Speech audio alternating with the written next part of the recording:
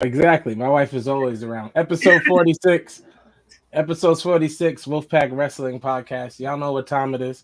It is the pre-show. We are on the road to WrestleMania and the road to 50. We are 4 episodes away from 50. Yeah, man. Y'all hope we make it because, uh, we are a house divided, evidently, with the road to WrestleMania. So we're just trying to keep our wits about us. You're all on your own. I hate all of you. I think we're a house united. Honestly. Our house is about as united as the bloodline right now. The bloodline's super united. It's just Jay that, and I don't think Jay really left. I'm gonna enjoy that swerve. Well, then that means you really are still in the family. I think our foundation. I don't know. You know what? Fine. I'm Sammy. That's a swerve. Yeah, you got to be Sammy. Jay is a swerve. It's gonna be a beautiful swerve. What's up, everybody? Make sure y'all share this video. Like it, share it, tell your cousin and your roommate and your best friend.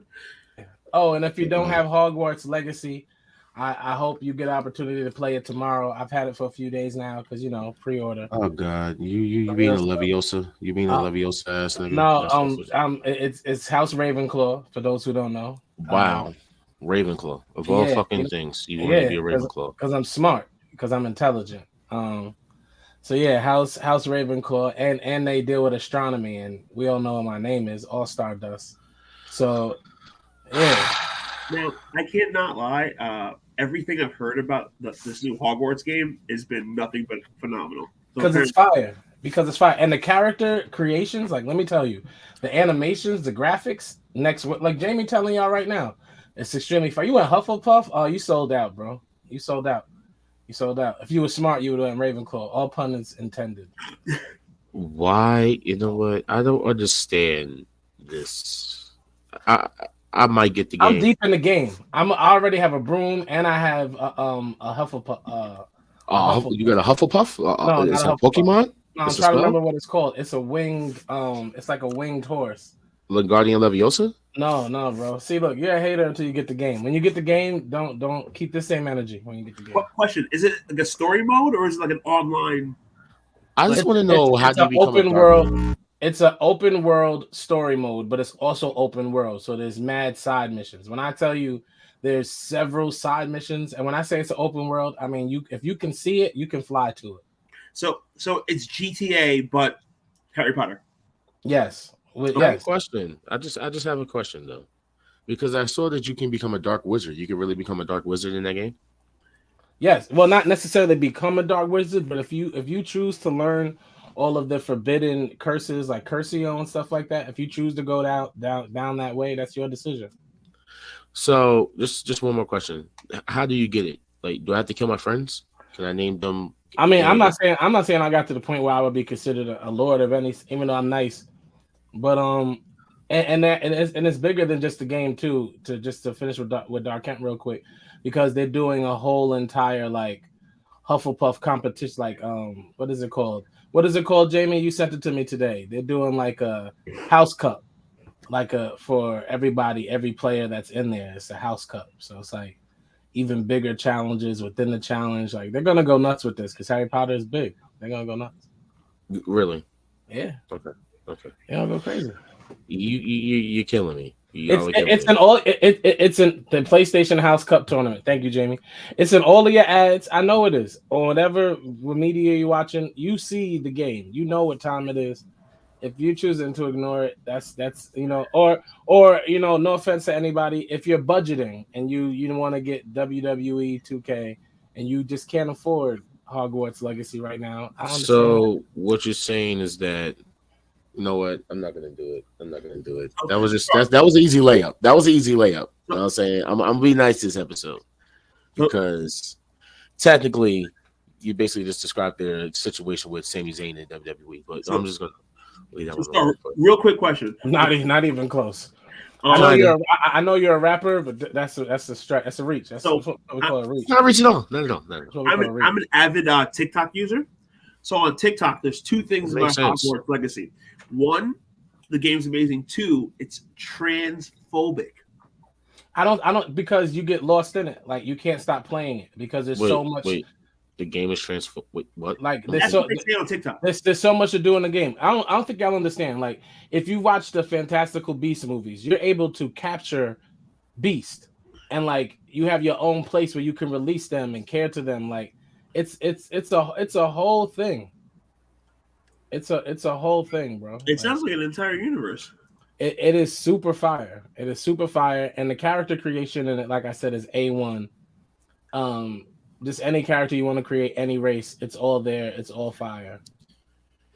Because you get to be Jamie, you're hilarious. The owner of 3 Brooms does seem to be that word. Yeah, what he said. That's the only thing people talk about on TikTok. It's like, well, don't buy this game because you're being like phobic or whatever. Okay, so I mean, I'm sorry because I know that we're not allowed to say certain things, and I don't. Oh, you mean transphobic in the sense of like sexuality? Yes, like the people who are trans, the game is like phobic against them. That's what TikTok's saying. That's not true. Like Jamie just put it in the thing. The 3 Brooms, the owner of the 3 Brooms in the video game is a transgendered person. So that's not true. That's true. Here's the thing. At the same time, last time I had checked, you know what? Never mind. I'm not allowed to say certain things. Like I said, transphobia is the fear of Transformers. Let's go, Sen. He said transform. You know what? I'm not doing this. Yeah, I mean, Sin needs to bite his tongue. The game is fire. J.K. Rowling did not produce the game. I don't know what J.K. Rowling's personal beliefs are, but evidently they made a statement regarding transgenders, I'm guessing, but I don't know anything. I'm not privy to all of that. The game was not produced by the author of the books, and the game is fire. Gotcha. If you say so. I don't believe that.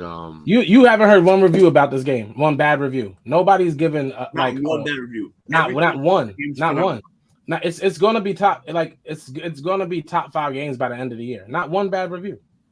It's the fact that you know what. I want to know how is it transphobic because it's kind of like fact of when people were talking about the Aretha Franklin song "I'm Every Woman" or whatever the case may be, or "Natural Woman." We're talking about that was an issue, but it's like now we're talking about Hogwarts by a person that is. Are you allowed to even play that game? Like that statement. That statement was misleading, though. That's just somebody who's harping on. I guess that they tried to cancel J.K. Rowling's for whatever comments or whatever happened with J.K. But that has nothing to do with the video game. I'm just talking about a TikTok thing. That's what they're saying on TikTok. But you know what? I know what a lot of people are saying on TikTok. We need to have a TikTok. We definitely do. Yo, Chris, thank you, bro. You got it, bro. It's fire. Like Jamie knows it. He got it. You got to try it. I believe that Tekken 8 is going to be cool. Street Fighter hasn't been dope for me for about 2-3 years. Street Fighter 6, I'm waiting for it. Street Fighter 6 is going to be fun. And I don't think any 2K ever won Game of the Year. But I hope 2K23 is fire. 2K23 is going to build on 2K22. So I'm very excited about it. But Hogwarts Legacy is like one of those games that it's like Elden Ring. Like one of those games at the end of the year, everybody's like, oh, the game is crazy. What was an Elden Ring? You never played Elden Ring? No, I never did. That's another open world like fantasy kind of base, but it's not like crazy. It's kind of like Hogwarts, the storyline, side missions. It's kind of fire too. Yeah, I'm not a big Elden Ring fan. I only played the first one, but Hogwarts Legacy is that. It's fire. Well, I just have a question. Do you guys care about wrestling? Because I want to talk about wrestling. I want to talk about pre-show. I thought the pre-show was just us kicking it so the people showed up and you could finish doing your job because no, it's not even that. You don't do it until we show up. Oh, we can't get to the part that Ja doesn't finish the job until we get here. So it's just like we're just constantly just like I just feel weird talking about being a wizard and and I mean because I didn't want to be like going to Hogwarts. And you're right because I forgot because wrestling is real life. So it's not, but so that's a totally different conversation. You're right. It's still real. It's not. Let's talk about Bray Wyatt and and Malachi Black appearing up out of nowhere and doing mystical things. But you see, we're going to have to talk about that because there was a certain person that had brought that up. And yeah, he actually kind of made a little bit of sense. I'm not going to say why I feel he made a little bit of sense, but it's very interesting. It's gonna be a quick show tonight, y'all, because I ain't got much to say. I've decided. I'm gonna tell y'all now in the pre-show. I ain't got much to say. I'm not doing nothing with Ja or Dark Kent concerning Cody Rhodes, Sami Zayn, and Roman Reigns. I'm completely done. This whole cover is a troll right now, y'all. This whole cover is a troll. It is. I'm not talking about it. I'll admit it. It fucking is. Okay. That's how it covers. There's too much trolling going on amongst grown men on my show, on this wonderful show that was assembled by Ja called the Wolfpack. It's too much trolling. Let's talk about it. Let's get into it. I love y'all. Y'all ready? My brothers are petty. I'm not that petty. I ain't doing anything yet. You know what I'm saying? He said yet. Yet. You know what I'm saying? But away we go.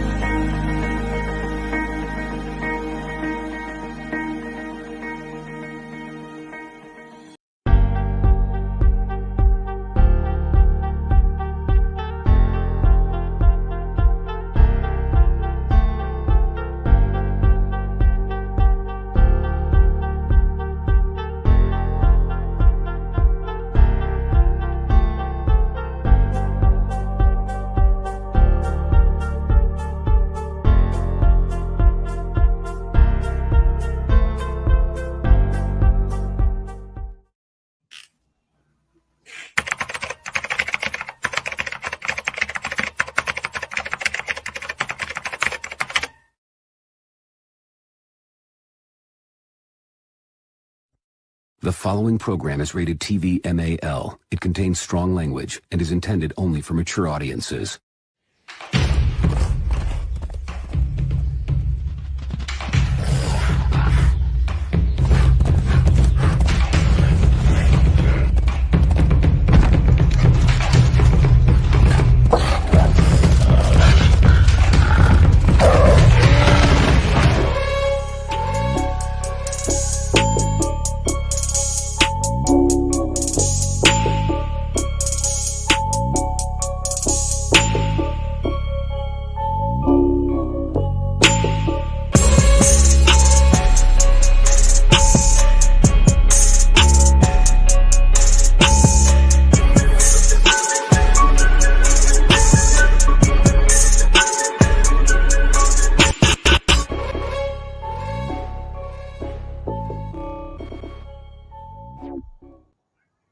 What's going on, everybody? We are back, my friends. Yes, we are. You ready? I'm ready to party. We're in the building. I don't speak till I'm seen. I mean, we can see you right there. You know what I'm saying? You're right there. No, now I'm seen. So okay, so hi. Want to talk now? Everybody? I'm the lone wolf, Jockhater. It's your boy, All Star Dust. You know what I'm saying? You already know the bearded baby face himself. It's your boy, Dark Rhodes, man. If you watch Raw on Monday, you know how I feel. I'm all smiles, kid. You gotta be like their guy, because if I'm gonna be their boy, you gotta be their guy. You can't be their boy right after I'm their boy. I don't give a fuck. You know what I'm saying? It's the dude. Okay, I am feeling great. Okay, and I love how Ja is the lone wolf tonight. I'm the lone wolf. You know what I'm saying?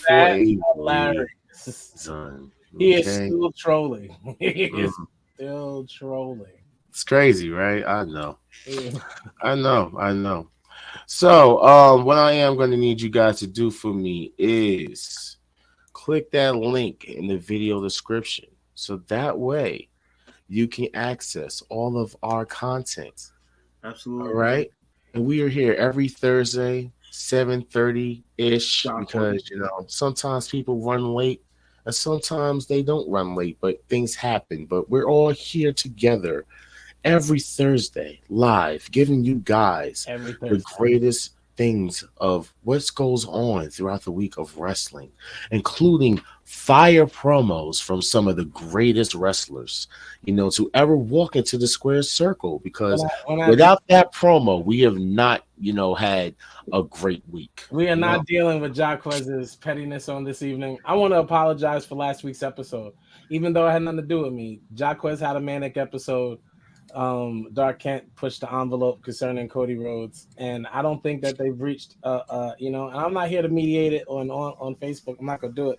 I don't think they've reached an understanding, and being who I am, y'all, the bearded babyface, there's no way that I am going to continue to be involved in these debates concerning Cody Rhodes or Sami Zayn or whatever that y'all are doing every day online that gets Jaquez so riled up with it, because he loves hanging out with you online wrestling fans, and you online wrestling fans love keeping a theory just running along on a track, and y'all really like pushing the Sami Zayn Cody thing. So it's all Josh sees every day, so I get it, but it's not all I see every day. I'm not doing it every Thursday just because you jerks want to talk about it all the time. What I will say, and I'm keeping it this, I'm not going to over Cody this episode. Just keep watching the storyline, watch it unfold, and Cody will speak for himself. Now let's talk about other things in wrestling.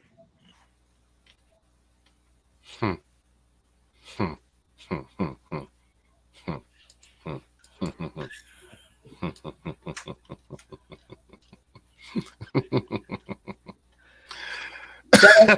out to Derek, who must be talking about my Lakers right now, who just had a come up. I'm just trying to get in the playoffs. I'm just trying to get to the 10th seed at least. First off, if you want to start off talking about the NBA, bruh. I know we ain't talking about your team where your coach cheated on one of the vixens of Hollywood history.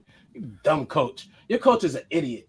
Your coach is the donkey of the year, and the year just started. Oh shit, you're a Celtics fan, right? Yeah, his coach is a moron. Yeah, bugging. I'm sorry, wait. Because he cheated on a basic woman like Nia Long. Wait, you see what I'm bro? Nia Long is basic. Listen, bro. Basic. Let's talk about wrestling. Let me tell everybody here something. I'm not doing this tonight. No, we're definitely not doing that. Nia Long is not basic. Stop it. I'm not doing this. Who cares about Nia Long? She doesn't even. She can't even wear her fucking cherry thong anymore. John, don't do that. Did y'all hear? Listen, I don't give a fuck about the chick that Tay Diggs is smashing. We're gonna talk about some better things. Jamie, I'm sorry. Amorion. Jamie, thank you for being a fan of the show. We got nothing but love for you, bro. Hello to my wife, too, man. Mrs. Star. What's up, sis? Mrs. Star was good. Can you please tell them that Nia Long? Lady Star, can you please tell them that Nia Long is not all that? Like, I'm just saying. We're not doing that. No, I mean, he got fired. People didn't like him cheating on Nia Long so bad. He got fired. I mean, Westbrook's about to be out of the league. I mean, he got traded, and now they're talking about buying out his contract. Listen, I mean, things happen. Shout out to my Lakers with a great pickup. Welcome back, D'Angelo Russell. Welcome back. Is he going to snitch this time? Listen, nobody. Why you like to bring up the negative all the time, bro? Is that what you do all the time?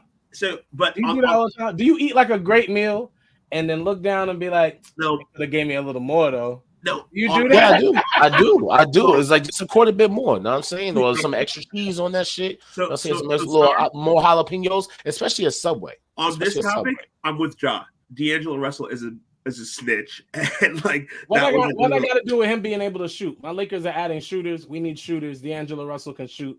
You added shooters. We need who's the shooter? We need gunners. If y'all say he's a snitch, I'll say we need gunners. Oh, whoa! You need gunners. Then you definitely got some snitches. Then the Lakers, you know what I'm saying? The Lakers need gunners. I'm good. I'm talking about my Lakers. They need shooters. I know. Westbrook is going to be a Clipper. The first round pick for Josh Hart. We're not doing well, but we'll be all right.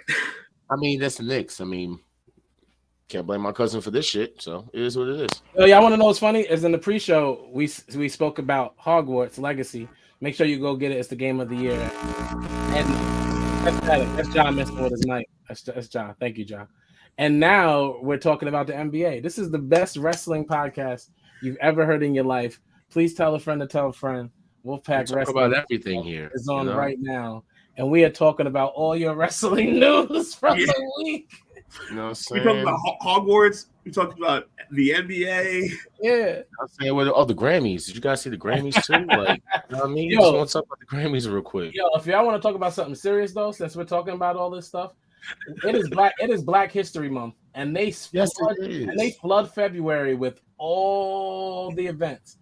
We have all the events during Black History Month. We get the Super Bowl, we get the Grammys, we get All-Star. The All-Star weekend. Everything to make us forget or to gloss over the fact that this is Black History Month. And this is a Black wrestling podcast because we are all African American. Ja may be 1/3 of it, but he's still African American.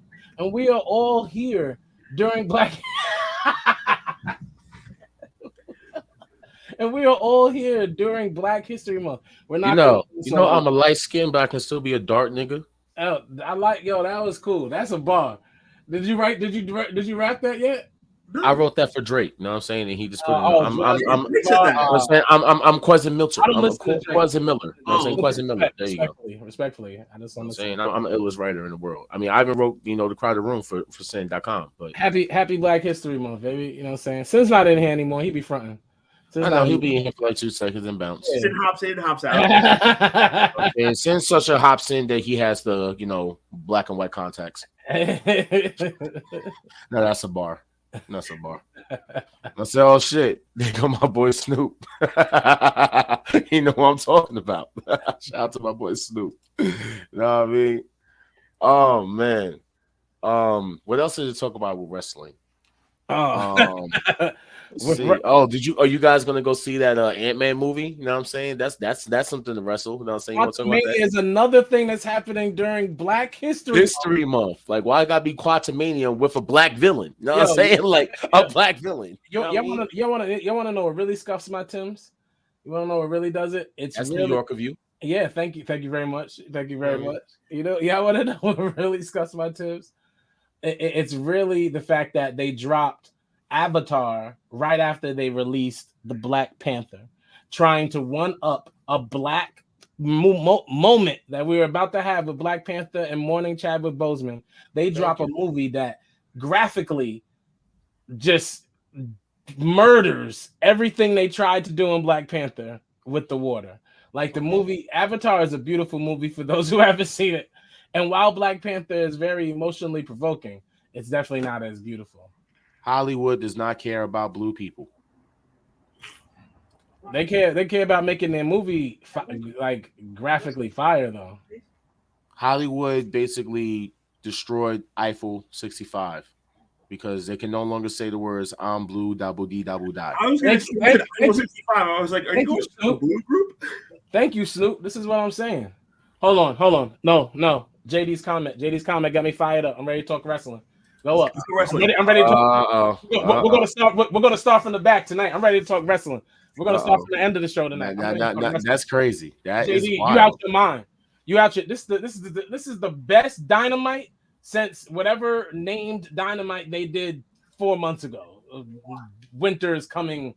Battle of whatever. Since the last whatever that was, this was the best Dynamite they've had in months. Dynamite was fire. And JD, you are tripping. Acclaim can't cut a promo. Their entire. Whoa! I feel like JD is trolling us tonight. Are you new to the Wolfpack show, JD? Because JD has been following us for a very long time. Shout out to JD. JD, why are you trolling us tonight? Because we're trolling everybody. Because we're talking about some of the greatest moments in wrestling, bro.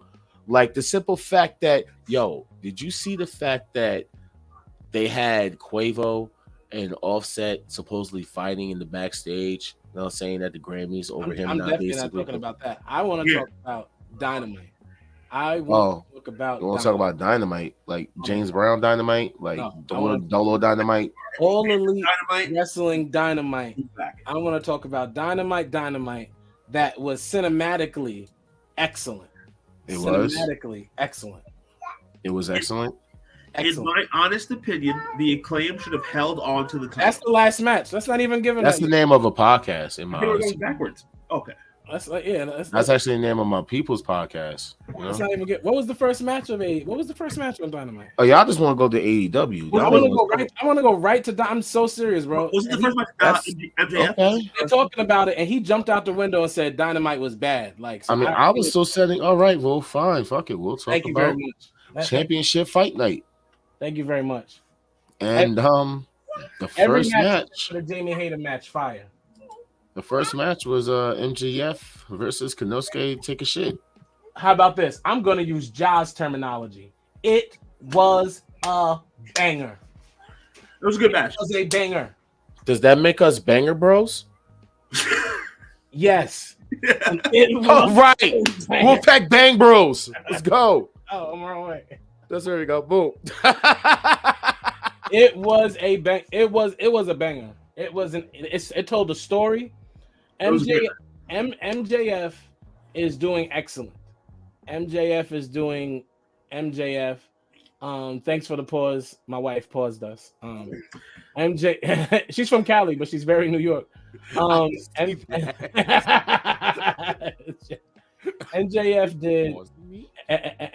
did an excellent job with telling the story. Of course, you know what's his name, Ja? The gentleman from Japan. Oh, Konosuke Take a Shit.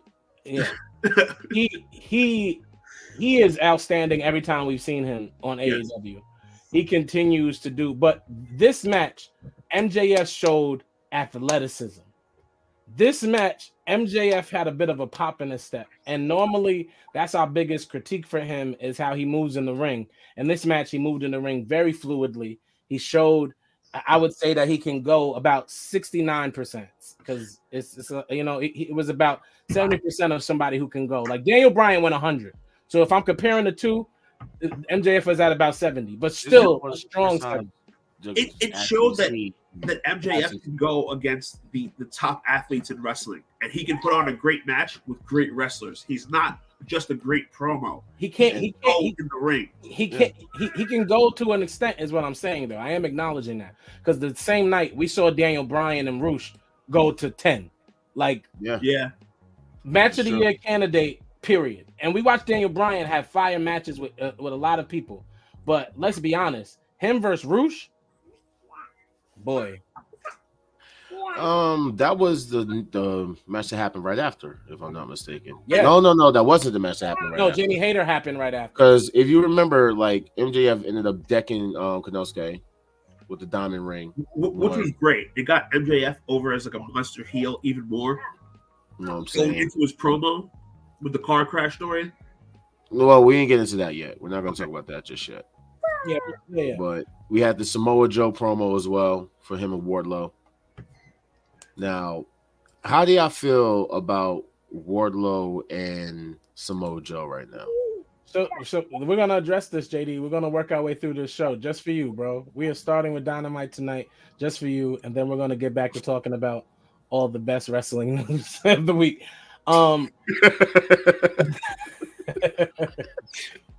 It's a trolling episode, guys, just so y'all know.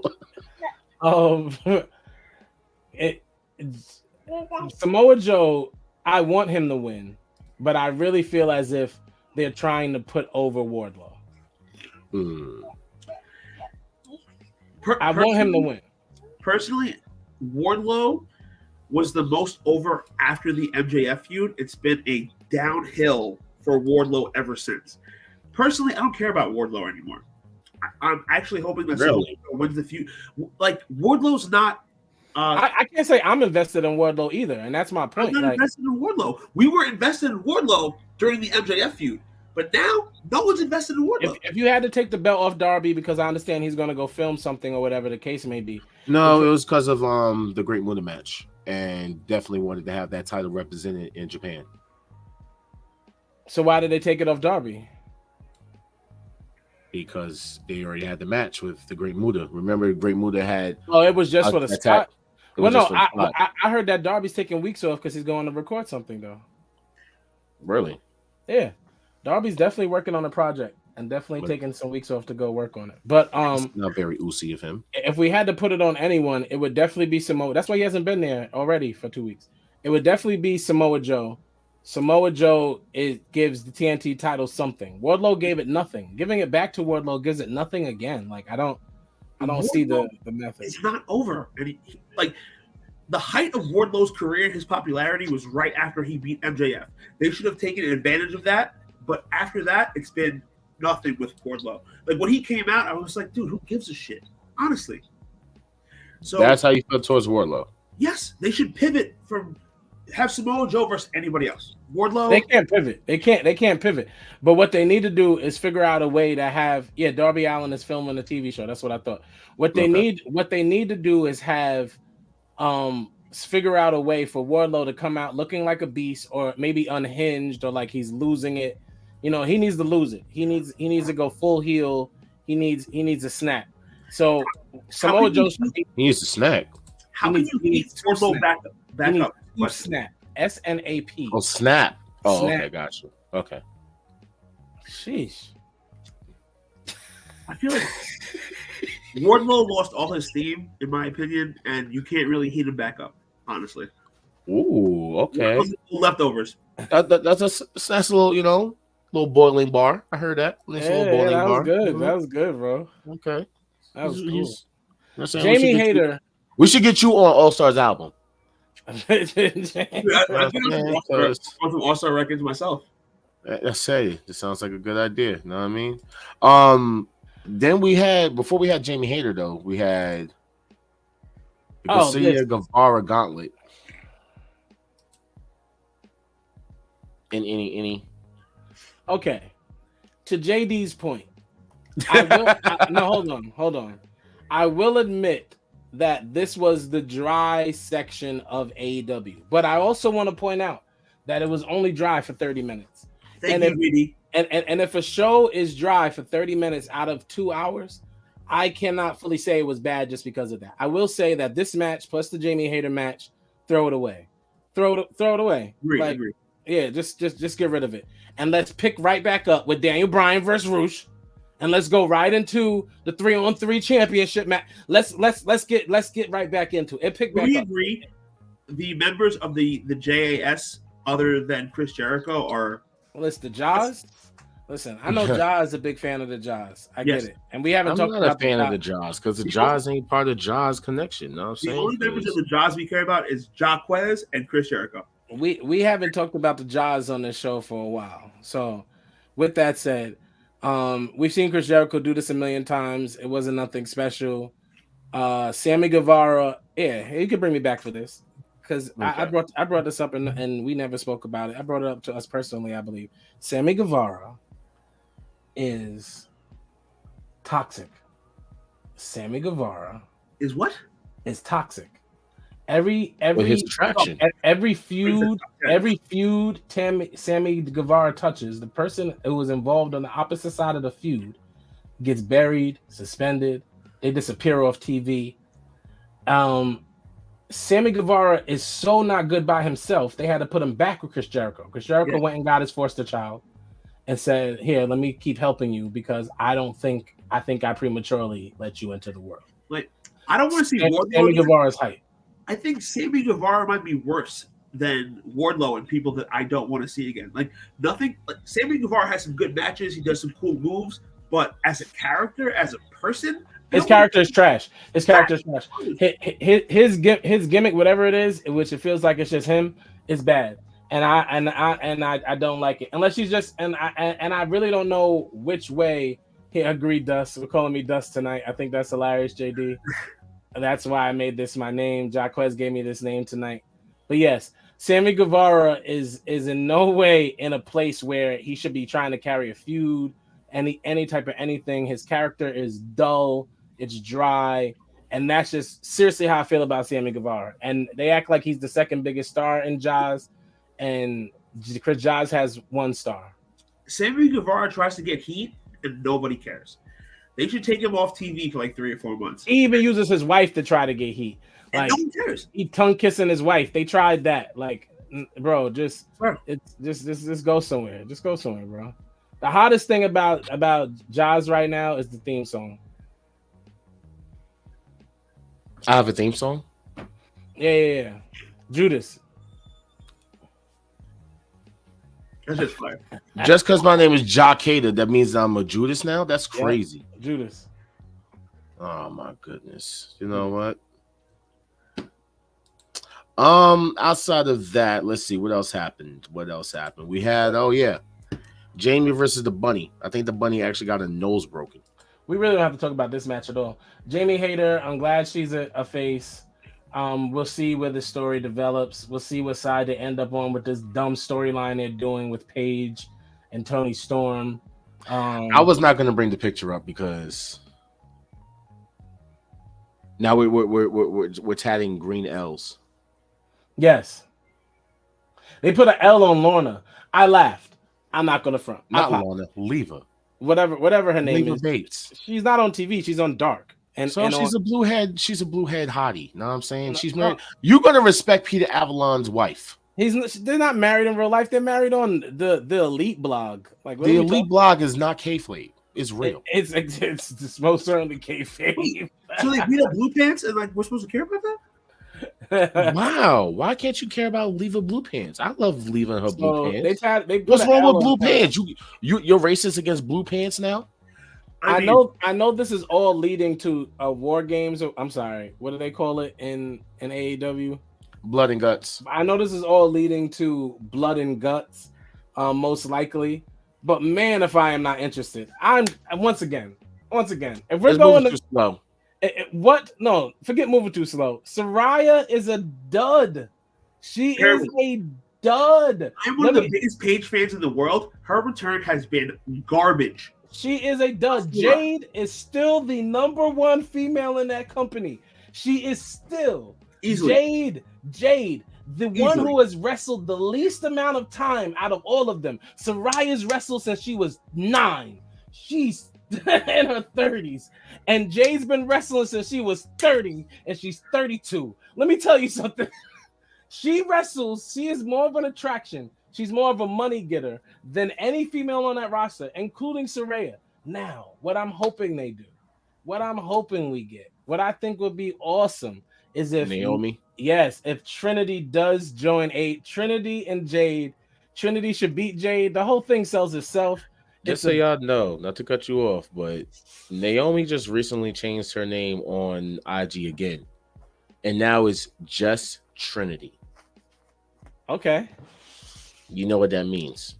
What does that mean? We've been hearing the rumors about like, that she's coming back to WWE and they're working things out and and it's just a stalling and the money and yada yada. I'm like, what did I say? I'm like, Vince is back. Hang on now. Wait, did someone just say Trinity versus Jade?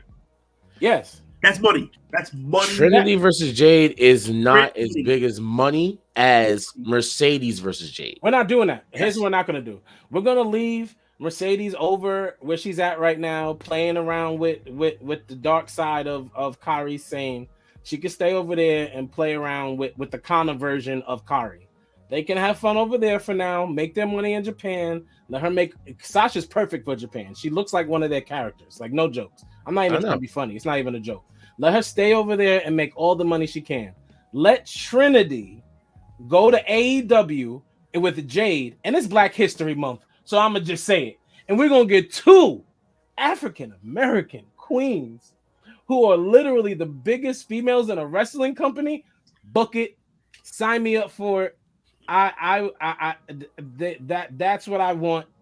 That's what I need. How about that? You know what actually makes me kind of angry about the AEW's women's division is that the women's title is somewhat over the TBS title. They should just flip flop them. Like Jade should be the world champ and not the mid card champ. You know what I mean?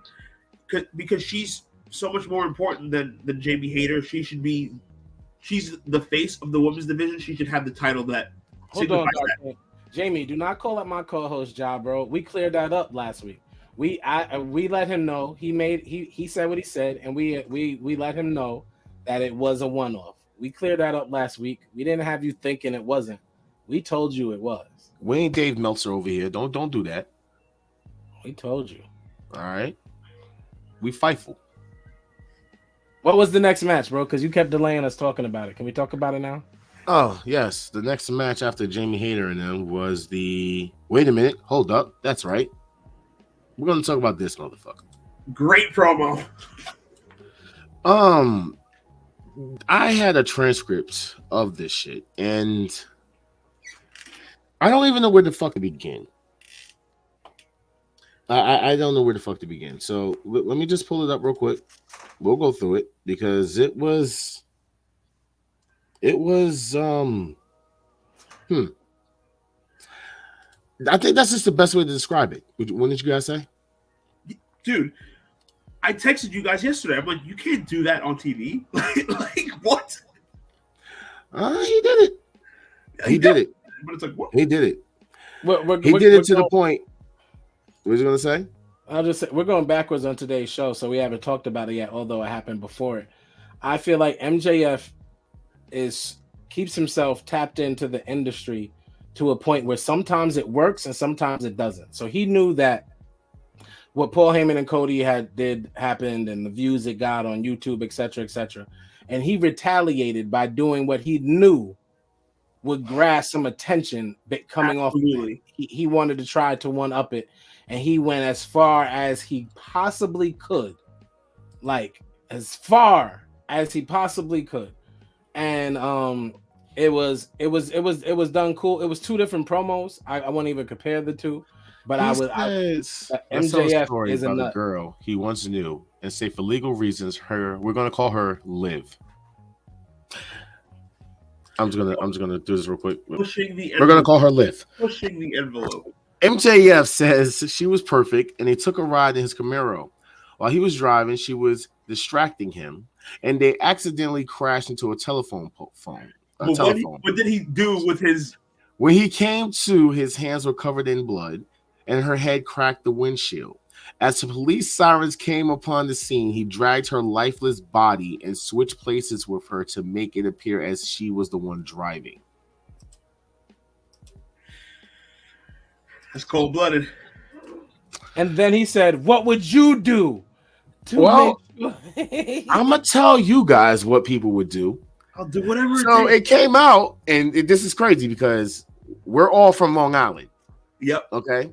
So right before the show started, I had to send. Oh, that's all I got. You know what I'm saying? A lie. Oh, I did it wrong. All right. Boom. There we go. Boom. A lie.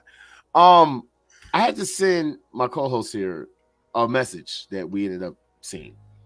Apparently, people that are in Long Island, namely Nassau County, shout out to Nassau, Nassau County. You used to reside out there, so shout out yourself and Dark Kent, who I believe, but even though he spent most of his time on Suffolk growing up, so God bless you. Farmingdale on the. Nah, I'm not picking sides. All right, I'm a Delaware nigga. How about that? But you're not. I am though. I don't know what is this Nassau Suffolk shit you're talking about. But you're not. Anyway, listen. Delaware. People sat up there and believed the shit to the point that they were calling Nassau police. These guys received over 400 plus phone calls. I saw that. For people to investigate this situation. I saw that. I did see that. It's to the point that it's fucking hilarious. It is extremely fucking hilarious. It's still real to me, damn it. I didn't know how many people from Long Island watch AEW to sit there and fucking do that. Y'all can't take these things too seriously. It's getting out of hand. I wish I sent the video, but it's still real to y'all, damn it. It's getting out of hand. It's still real to y'all. Oh God. About like 15 years ago, did some kid Oh my God. Listen. Next we had the trios. No, we did not. Daniel Bryan versus Roosh was before that match. I put that up there. Okay, fine. You're right. Bryan Danielson bled a gusher off the first like 5 minutes. Yes. And Roosh licked it off his hand. He did something I would do. He did. If you were a wrestler, you would definitely do that. I would beat somebody until they literally blood on my hands, and then I would lick their blood from my hands. You know, if I was playing a heel, I would take it and just put it on my face. In wrestling and in real life, I would just put it on my face like this. I would go like this, like Warpack. I want to taste your blood. You know, match was fire.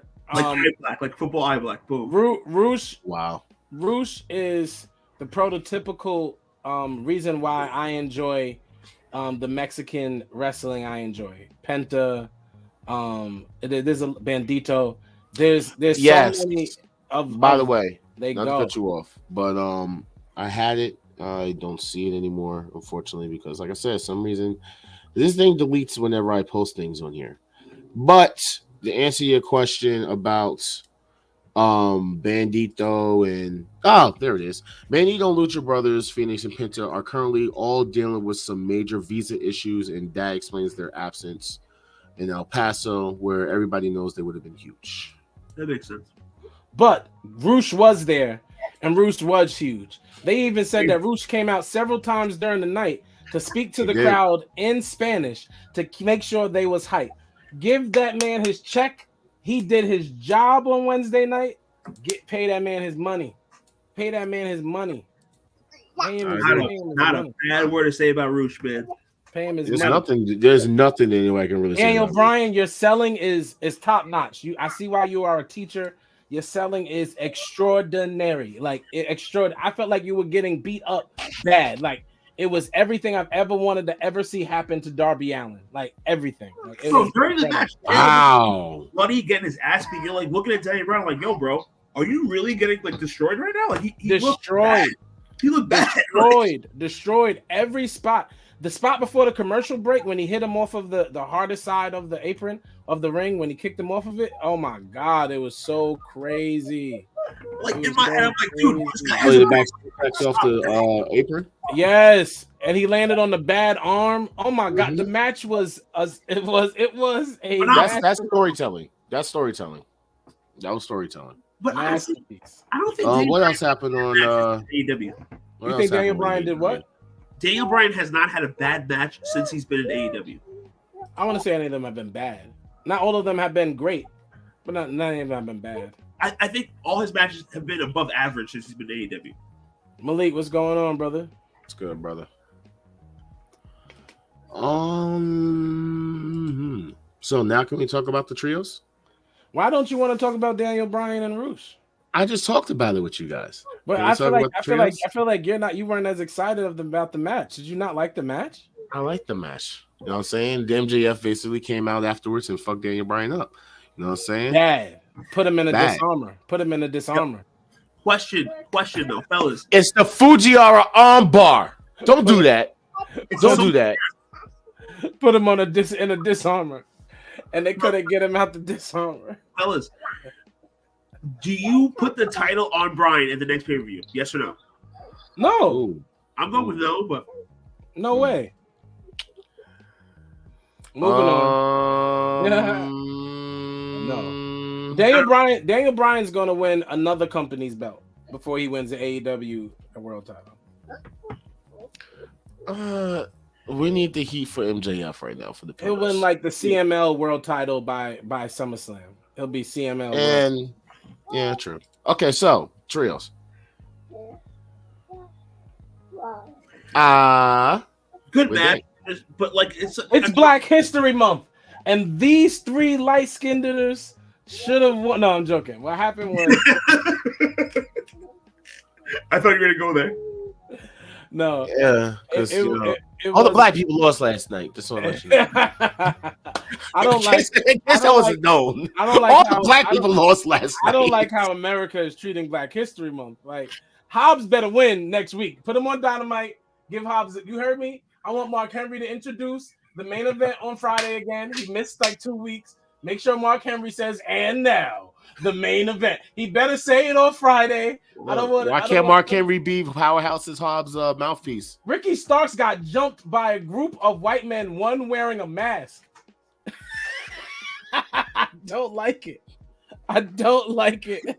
That's why I said I had to let y'all know. Spoiler alert: every black person lost last night. I don't like it. It is Black History Month. We cannot be out here doing this. You know what? AEW, forget it. You're on the list. Yeah, you are. Yeah, you're on the list. You know what? Wolfpack is starting the list tonight, and you're on it for this. You're on the list. Like I had to just sit back and just look at this. Like, no.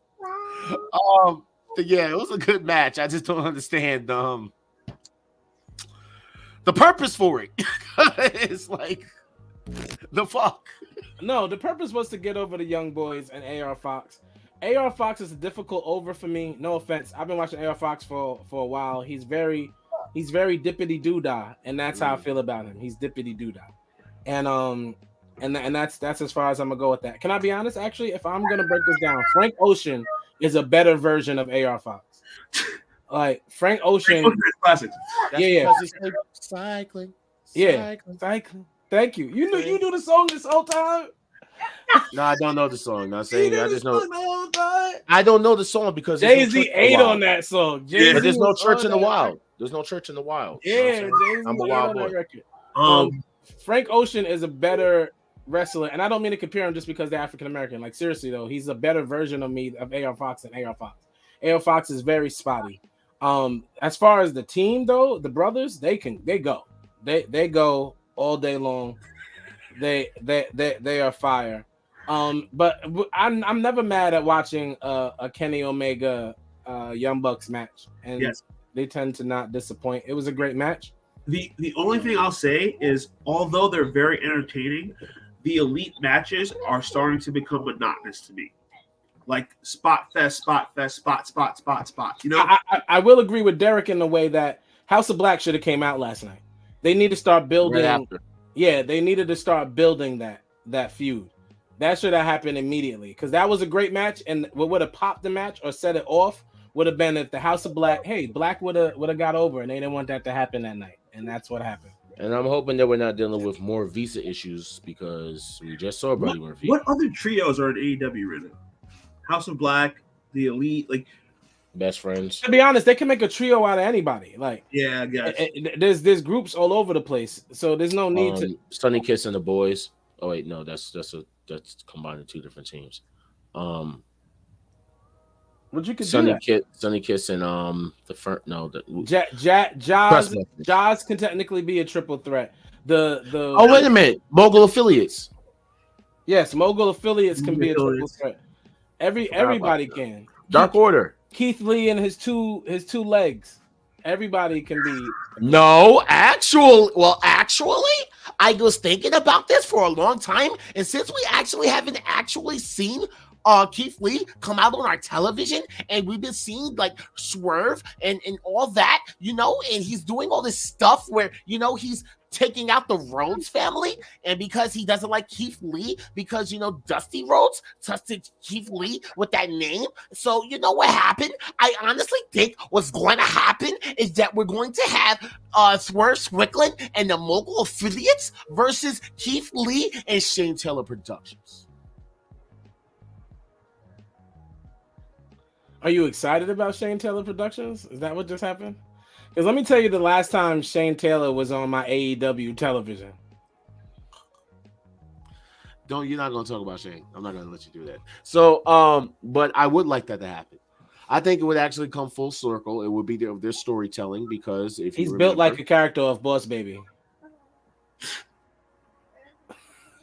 Yeah, listen. If Shane comes after your ass, Dark Cat said. If Shane comes after both of your asses, I'm not in it. You didn't lie. Y'all two wolves are gonna have to fight by yourself on that one. All right, I'm good. I ain't fighting with that nigga.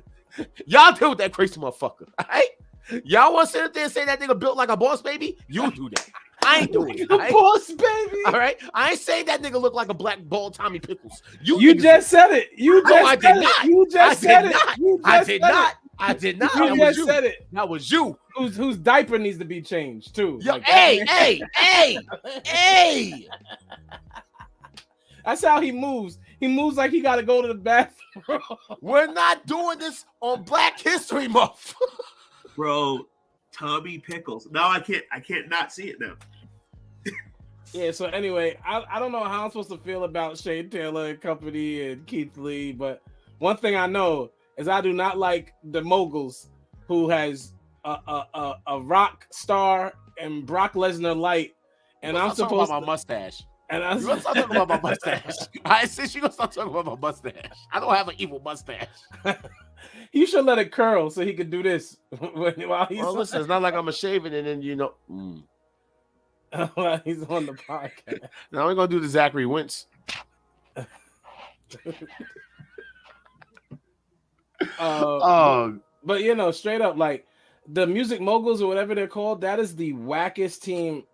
Swerve Strickland is a great wrestler. We all know this. I'm a big Swerve fan. He's even a solid 7.5 to 8 on a microphone on a good day. On his best day. On a good day. His team is trash. Brock Lesnar light and the dude I've never seen wrestle that looks like a punk rocker being on his team, it looks weird. The best part about it was Ross, and we haven't seen Ross in about a month. And the best part about it was Ross is great.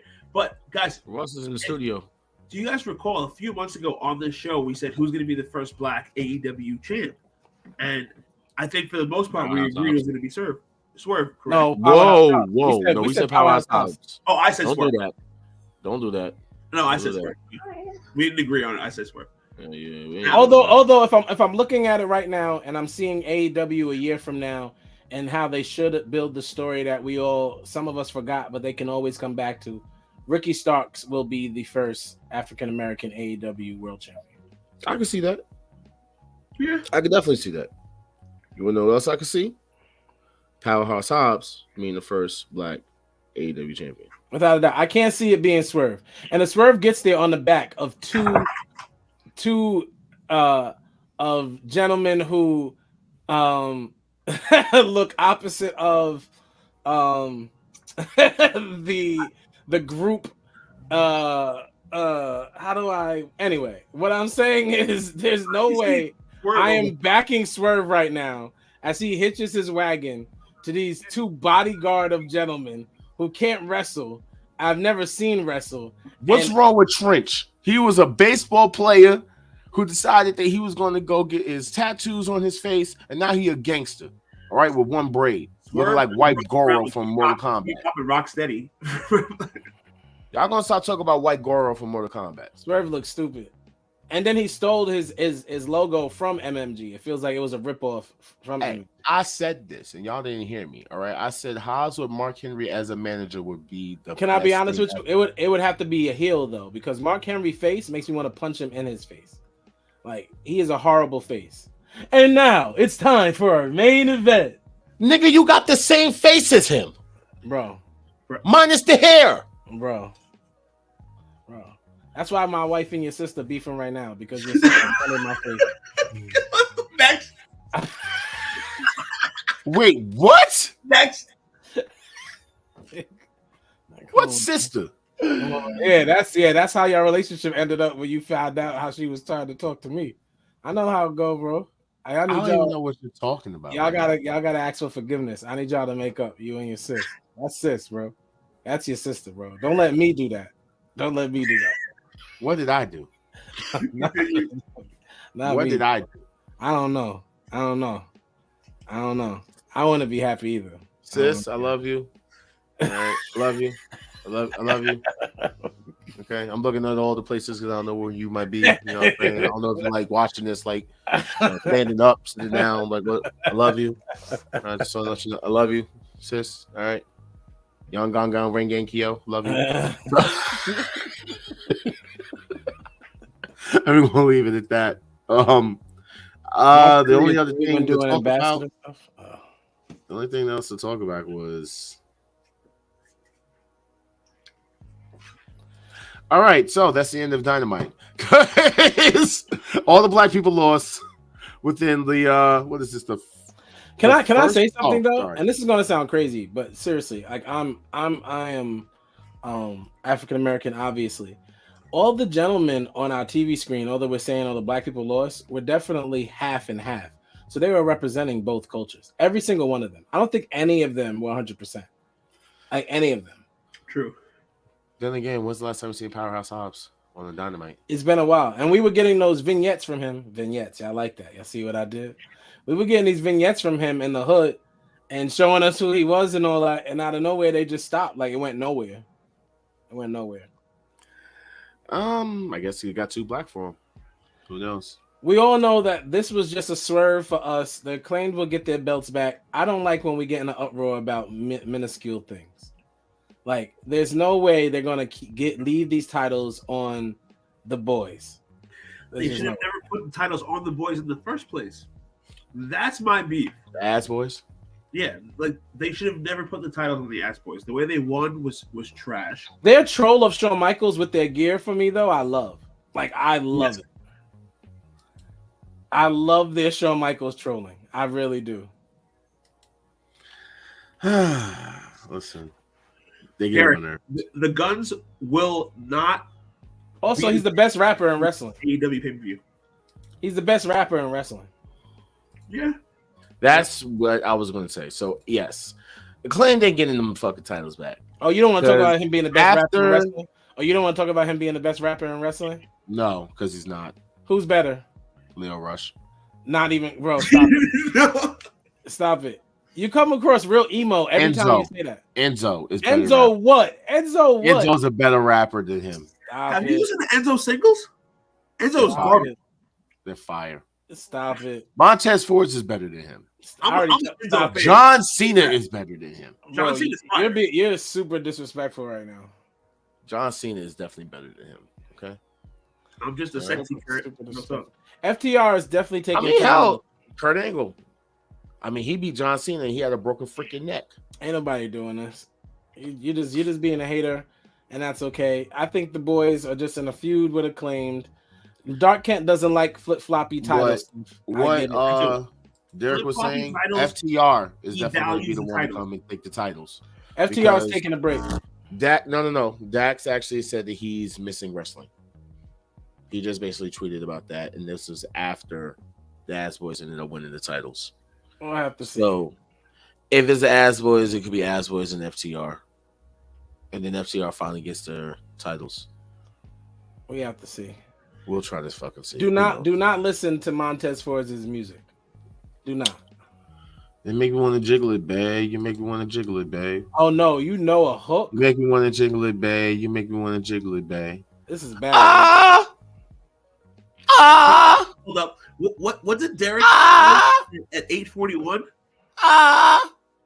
Derek, who shall not be named coming back? I would love it. I'm not. We don't speak that name on the show anymore. But no, you're not allowed to speak that name on the show anymore. Okay.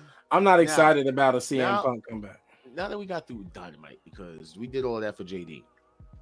We did that for JD because he said Dynamite was. We did our job. You know what I mean? Let's get back to talking about more important stuff for the week, because there was a lot of important wrestling stuff that came out, like this hat. You know what I'm saying? Like, it's just like this hat was definitely fucking. Ja was ready to troll the whole night, y'all. We delayed Ja's trolling. Oh, this is on us. This is our fault. You know what I'm saying? The Bianca Belair adjustable hat with the braid. You know what I mean? Like, because the Dark can't leave. Oh man. Well, good Dark, you don't want this hat? Bianca, sell your gimmicks, bro. Like, well, here's the thing. Here's a funny story about Bianca.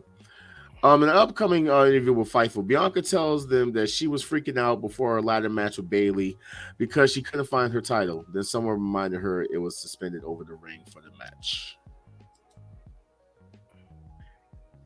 Why are we bringing that up? She had a mishap. She made a mistake. Just a hat. Shout out to Bianca. She had a horrible match. I'm gonna get you this hat. I'm gonna get you this hat. Nah, don't get your no, girl. Matter of fact, no, she don't need it. She got enough hair. I'm gonna get it for him. So then make her. I'm gonna get it for Dark. Dark Kid's already like, you know what? I'm liking that hat. You know what I'm saying? He gave himself a nice little braid. You feeling it? You know what I'm saying? You know what I'm saying? He wants to be the EST of the best Cody Rhodes fans. There you go. No, you're missing is the braid just hanging out. You gonna whip it? You gonna whip your hair back and forth? Everybody, I want y'all to keep score to who's antagonizing. That was Ja. That's Ja 1. I'm not antagonizing nothing. I'm just saying I'm going to get him. I'm getting Dark Kent this hat. That's it. I'm getting him this hat. Well, Ja, just so you know, I am the BALDEST. You feel me? Baldest, come on. We can spell. Why? We can spell. What is the next point? What is your next point, John? What is your next bit of point? Is I'm waiting and I've been watching. Okay, for the longest now, Raw and SmackDown, even a little NXT when I tuned in when I get a chance, just to see if they're going to mention the fact that Bianca Belair has held the title for over 300 fucking days and is the longest reigning black champion in the company. They should mention it for Black History Month. You know what? Yeah. You know what? I'm upset. Upset. Wait. The New Day didn't hold the tag team titles over 300 days? Yes. He said the longest reigning female black champion. Oh, no, okay. As a singles competitor. Oh, she's the longest reigning singles and that's male. fire. That's fire. Give her props. That's fire and sad at the same fucking time. Why is it sad? You know why? Why? Out of any title holder, male. Okay, how about this? Let's talk about this. What African American title holders were in the picture for us to put her again? Title holders. Main event. Title holders. Singles. Main event. The Rock. Go ahead. Oh, really? That's the first person you say of all people? Big E. Big E's run was trash. But that was his fault. Bad runs. And that was their fault. The Rock left wrestling. He was only Rock wrestled for less than a decade. Bobby's run was trash. Kofi's run was pretty Ricochet. good. Who? Ricochet. No, Ricochet was never a world champion. It's not to talk about world champion. I am. You're not even calling mid titles. Yeah, that was my question. I went because she's a world champion. She's a world champion. She's not a mid title holder. They don't have a mid title for the women. I'm just saying she's a world champion. She's still a world champion. She's the female champion on Raw. Okay, well, either way, you're saying for the female champion, she's the longest. They haven't basically and props never to her. decided, and they should talk about it. They should, but of course, I don't think they will. They should talk about it. Not sure why. And prayers up to Jerry the King Lawler. I haven't heard them bring that up on the show either. I was watching, and he was just on this thing for Raw 30. Isn't that crazy? Yeah. So, Jerry was rushed to the hospital last night in Fort Myers, Florida, from our sources, as if Jerry might have suffered a stroke. Jerry has a condo in Fort Myers. We will keep you updated when there's more details. More details came out and said after suffering a massive stroke Monday, he is now recovering in Fort Myers Hospital. His speech is limited, but with rehabilitation, will regain a full recovery. Jimmy Hart came to visit him, and then it came out today that he is out of ICU and will return to his Florida home for outpatient rehab for his limited speech and cognitive skills. Doctor hopeful for full recovery, and Jerry is looking forward to returning to his fans very soon. So I said it last week. No, he's gonna say. No, I said it last week, and I'm gonna say it again. Jerry the King Lawler and good old JR, number one broadcasting team of all time. I'm still putting Pat McCaffrey and the dude who Jaquez feels like spoke like a robot up till recently. Michael Cole, Caffrey and Michael Cole at number 2. I love them together. And at 3, it's Taz and Excalibur is what Josh said, but I think Taz says a bunch of nothing on broadcast, and I don't know what you want me to say. I think only thing Taz adds is comedy. Like the only thing Taz adds is he knows too much wrestling to never really say anything wrestling wise. Well, as far as this whole situation, with the King, I hate to play devil's advocate, but can I say what I have to say before you fuck this up? Thank you. Shut up.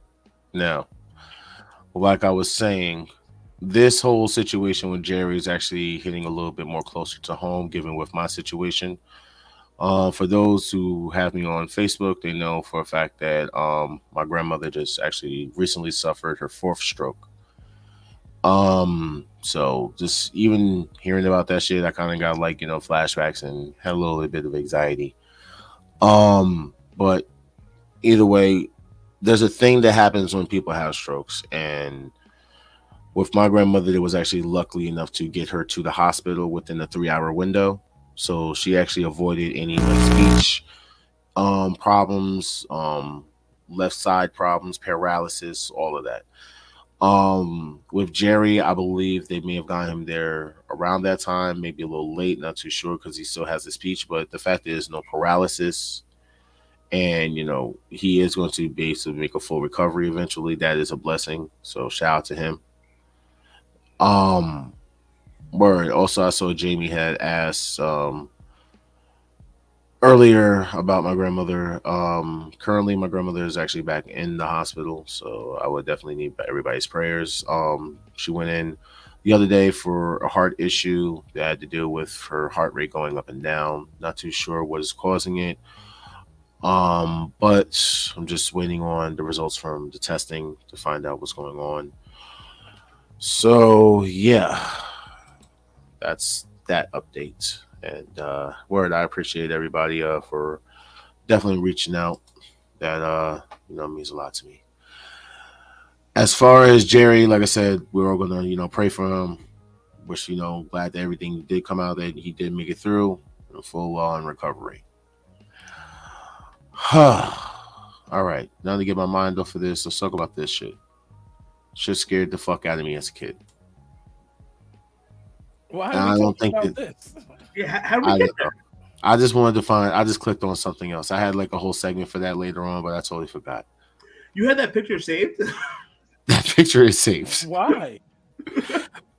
Because it was actually like the anniversary of this, that when it happened, and it just reminded me of how much like wrestling scared the shit out of me when I was younger. Because this was let's be honest here. I think we all thought that Ray was dead in this It this did make Ali look like a monster though. Like, it did. It was an amazing segment. Scared the shit out of us. Like I literally thought this man's head was scorched, and I was like reaching through the television. The Great Khali's on the same level as the Giant Gonzalez, but Khali got over that day. Damn. That's don't do that. In terms of being garbage, they're both on the same level. Don't do that. Jesus Christ. So these are some of the people that got revealed for 2K23. Bianca Belair, Asuka, Rhea Ripley, Becky Lynch, Damian Priest, Bobby Lashley, Seth Rollins, the Bella Twins, Kurt Angle, Queen Zelina, Adrenaline in my soul. Megan's game way to WWE game return is Cody Rhodes, Molly Holly, Nikita Lyons, Cora Jade, Roxanne Perez, Carmelo Hayes, Braun Breaker, and Grayson Waller. And of course, we know more people are going to be added. Standard. It's going to be stacked. The roster's stacked. This is what everyone was waiting on. The news about War Games. So, War Games, you can do a 3v3 or 4v4. Apparently, you can throw your opponent off the top of the cage to win the match. The 3 arenas that you can play War Games in are NXT War Games, Survivor Series War Games, and a Mod Rise specific arena. So technically, there's only 2 options you can choose from, with the third being locked in Mod Rise. Can change win conditions to only pinfall or only submission. Can change entrance intervals from anywhere between 30 seconds to 5 minutes. You can have a new wrestler come out in 30 seconds or a minute in 30 seconds or 2 minutes or 2 minutes and 30 seconds, etc., etc. The shortest time you can make it is 30 seconds. War Games can be played with up to 4 players locally on PlayStation and Steam and up to 6 on Xbox. And can play with up to 8 players online on any system. Fire. That is fucking fire. The game's going to be phenomenal. It really will. Yeah, the game is. It sounds like the best 2K in a while, and that's the way they hyping it. So as long as it doesn't crash or it doesn't stop me from adding wrestlers I want to add from AEW, we should be fine. Definitely. Hey, by the way, I'm trying to click this little barcode that you have there, sir. It says it goes to a link tree, but it won't let me click it. Oh yeah, it's gonna take you to my link tree. Oh, okay, gotcha. That's kind of dope. Thank I you. want one. I want one.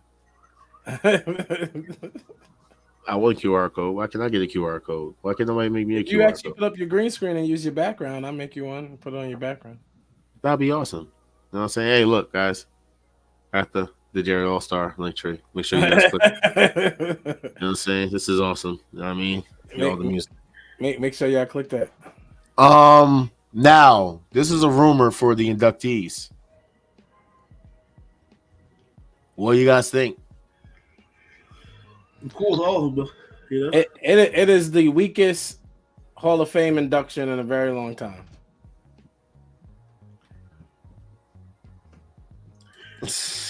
Man, Cyndi Lauper and Batista are really cool. Is that Cyndi Lauper? I'm not sure. that's Cyndi Lauper. Okay, Cyndi Lauper and Batista are really cool. I was never a big Michelle McCool fan, and the Midnight Express, I mean, might be a little bit before my time. Umaga RIP, he was great for when he was great. And Listen, first off, all right, look, shouts, respects to Umaga, but Respectfully. respect. does he belong in the Hall of Fame? Does Umaga belong in the Hall of Fame? No. Yes. Thank you. No. Can we start admitting the fact that a lot of people that's in this so-called Hall of Fame does not belong in the Hall of Fame? Does Cyndi Lauper belong in the Hall of Fame? Yes. Why? Because she got a shout out on Young Rock? No, because to me, the Rock and wrestling thing was a big deal in getting wrestling into pop culture. Like Cyndi Lauper helped get wrestling beyond just being wrestling. Hey, does Cyndi Lauper help do that for you with wrestling? Well, that's a little bit before my time, but Anybody on here, anybody on here, the Lauper helped rock and roll with Lou Albano. She goes in the celebrity ring for sure. Okay. All right. So Umaga belongs in the wrestling ring of inductees? Umaga was only over for like a year and a half. How long did Batista wrestle again? You mean when he was Leviathan? How long did he actually wrestle in WWE? For a while, I would say. I think 8 years, 10 years. You think it was 10? I don't think he made 10. Let's see. He debuted in 04 or 05. On the main roster, when was Evolution started? Like, no, 2000. He was in Ohio Valley in 2000. He debuted in 2002. Okay, I thought it was 4. Oh wait, I see me. I'm forgetting about Deacon Batista. Deacon Batista. That's right. He left he debuted in 2002. He left in 2010 and returned in 2014. Left again and came back for that little storyline in 2018. So yeah, he wrestled for under 10 years. Quarterman MMA, my boy Quinn. Thank you. He wrestled for 8 years. So he has a little bit more. Batista cannot go in the ring at all. I just want to say this publicly. Batista could never go. Never did he go in the ring. Never. Batista has one thing: a great power bomb. Wrestling wise, he never could go in the ring. He's attacking you. That's why you're coughing. I mean, Batista's not Shawn Michaels, but he had some good matches though. Batista cannot go in the ring, bro. We're definitely not talking about the Rock and Roll Express. We know they're legendary. It's fine. I understand why Batista's in, but I'm just saying from a wrestling standpoint, Batista can't go. Batista was supposed to have been in it, but the fact is he didn't want to do it with an empty crowd. Yeah. So that's why he's now getting that. Nah, he's the highlight of the year. Like, basically. Michelle McCool, to me, should actually still wrestle.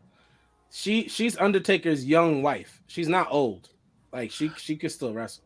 I don't get the whole Kenji Great Muda thing, but I'll leave it alone. I guess, That's respect. Great Muda, that's just respect. Yeah. That's just respect. What else happened? Oh yes. Recent reveal in the Good Brothers new WWE contract is that they're allowed to not show up if they don't want to. Good. Listen, the Good Brothers are older, and as Carl would say, he has a hot Asian wife, and if he wants to stay home with his hot Asian wife and his children, and days that he ain't got to wrestle, God bless him. I want to stay home with my hot African American queen, and not have to do nothing most of the time. It works for me. Like me too. God bless him. And in terms of no one's missing the Good Brothers. Shout out to my baby. No one gives a shit. Real quick, what is your go-to response for it's fake, right? My go-to response? Nobody says that to me. I get it. I get it a couple times. They're like, why are you liking this fake? And I'll be like, it's not fake. Could you take a bump? My thing is, one, everything you watch on television is fake. Okay? No, pause, bro. That's the wrong argument. This you were going somewhere that they would chop up the pieces, bro. The bottom line is this: wrestling is not fake; it is predetermined. If you cannot take the physical risk that wrestlers take, you should not talk about the spots that wrestlers do. It is not fake. It's not fake. It's choreographed. Take a bump. It's not even choreographed. It's predetermined because the point is choreography is a part of what wrestling is. The point is, can't nobody take a bump. You couldn't take a slap. You couldn't take a fake punch to the face. All these are things that they are trained to do and to take. Like no regular person going in there and letting somebody body slam them and then really slap them in the chest and then take that. Like nobody's doing that. So just cut it out. It is not fake. Fake would mean that there's no risk.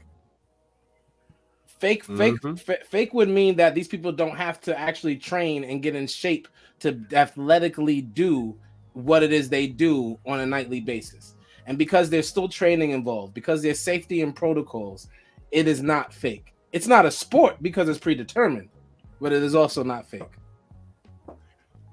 With that said, have you guys ever seen the video?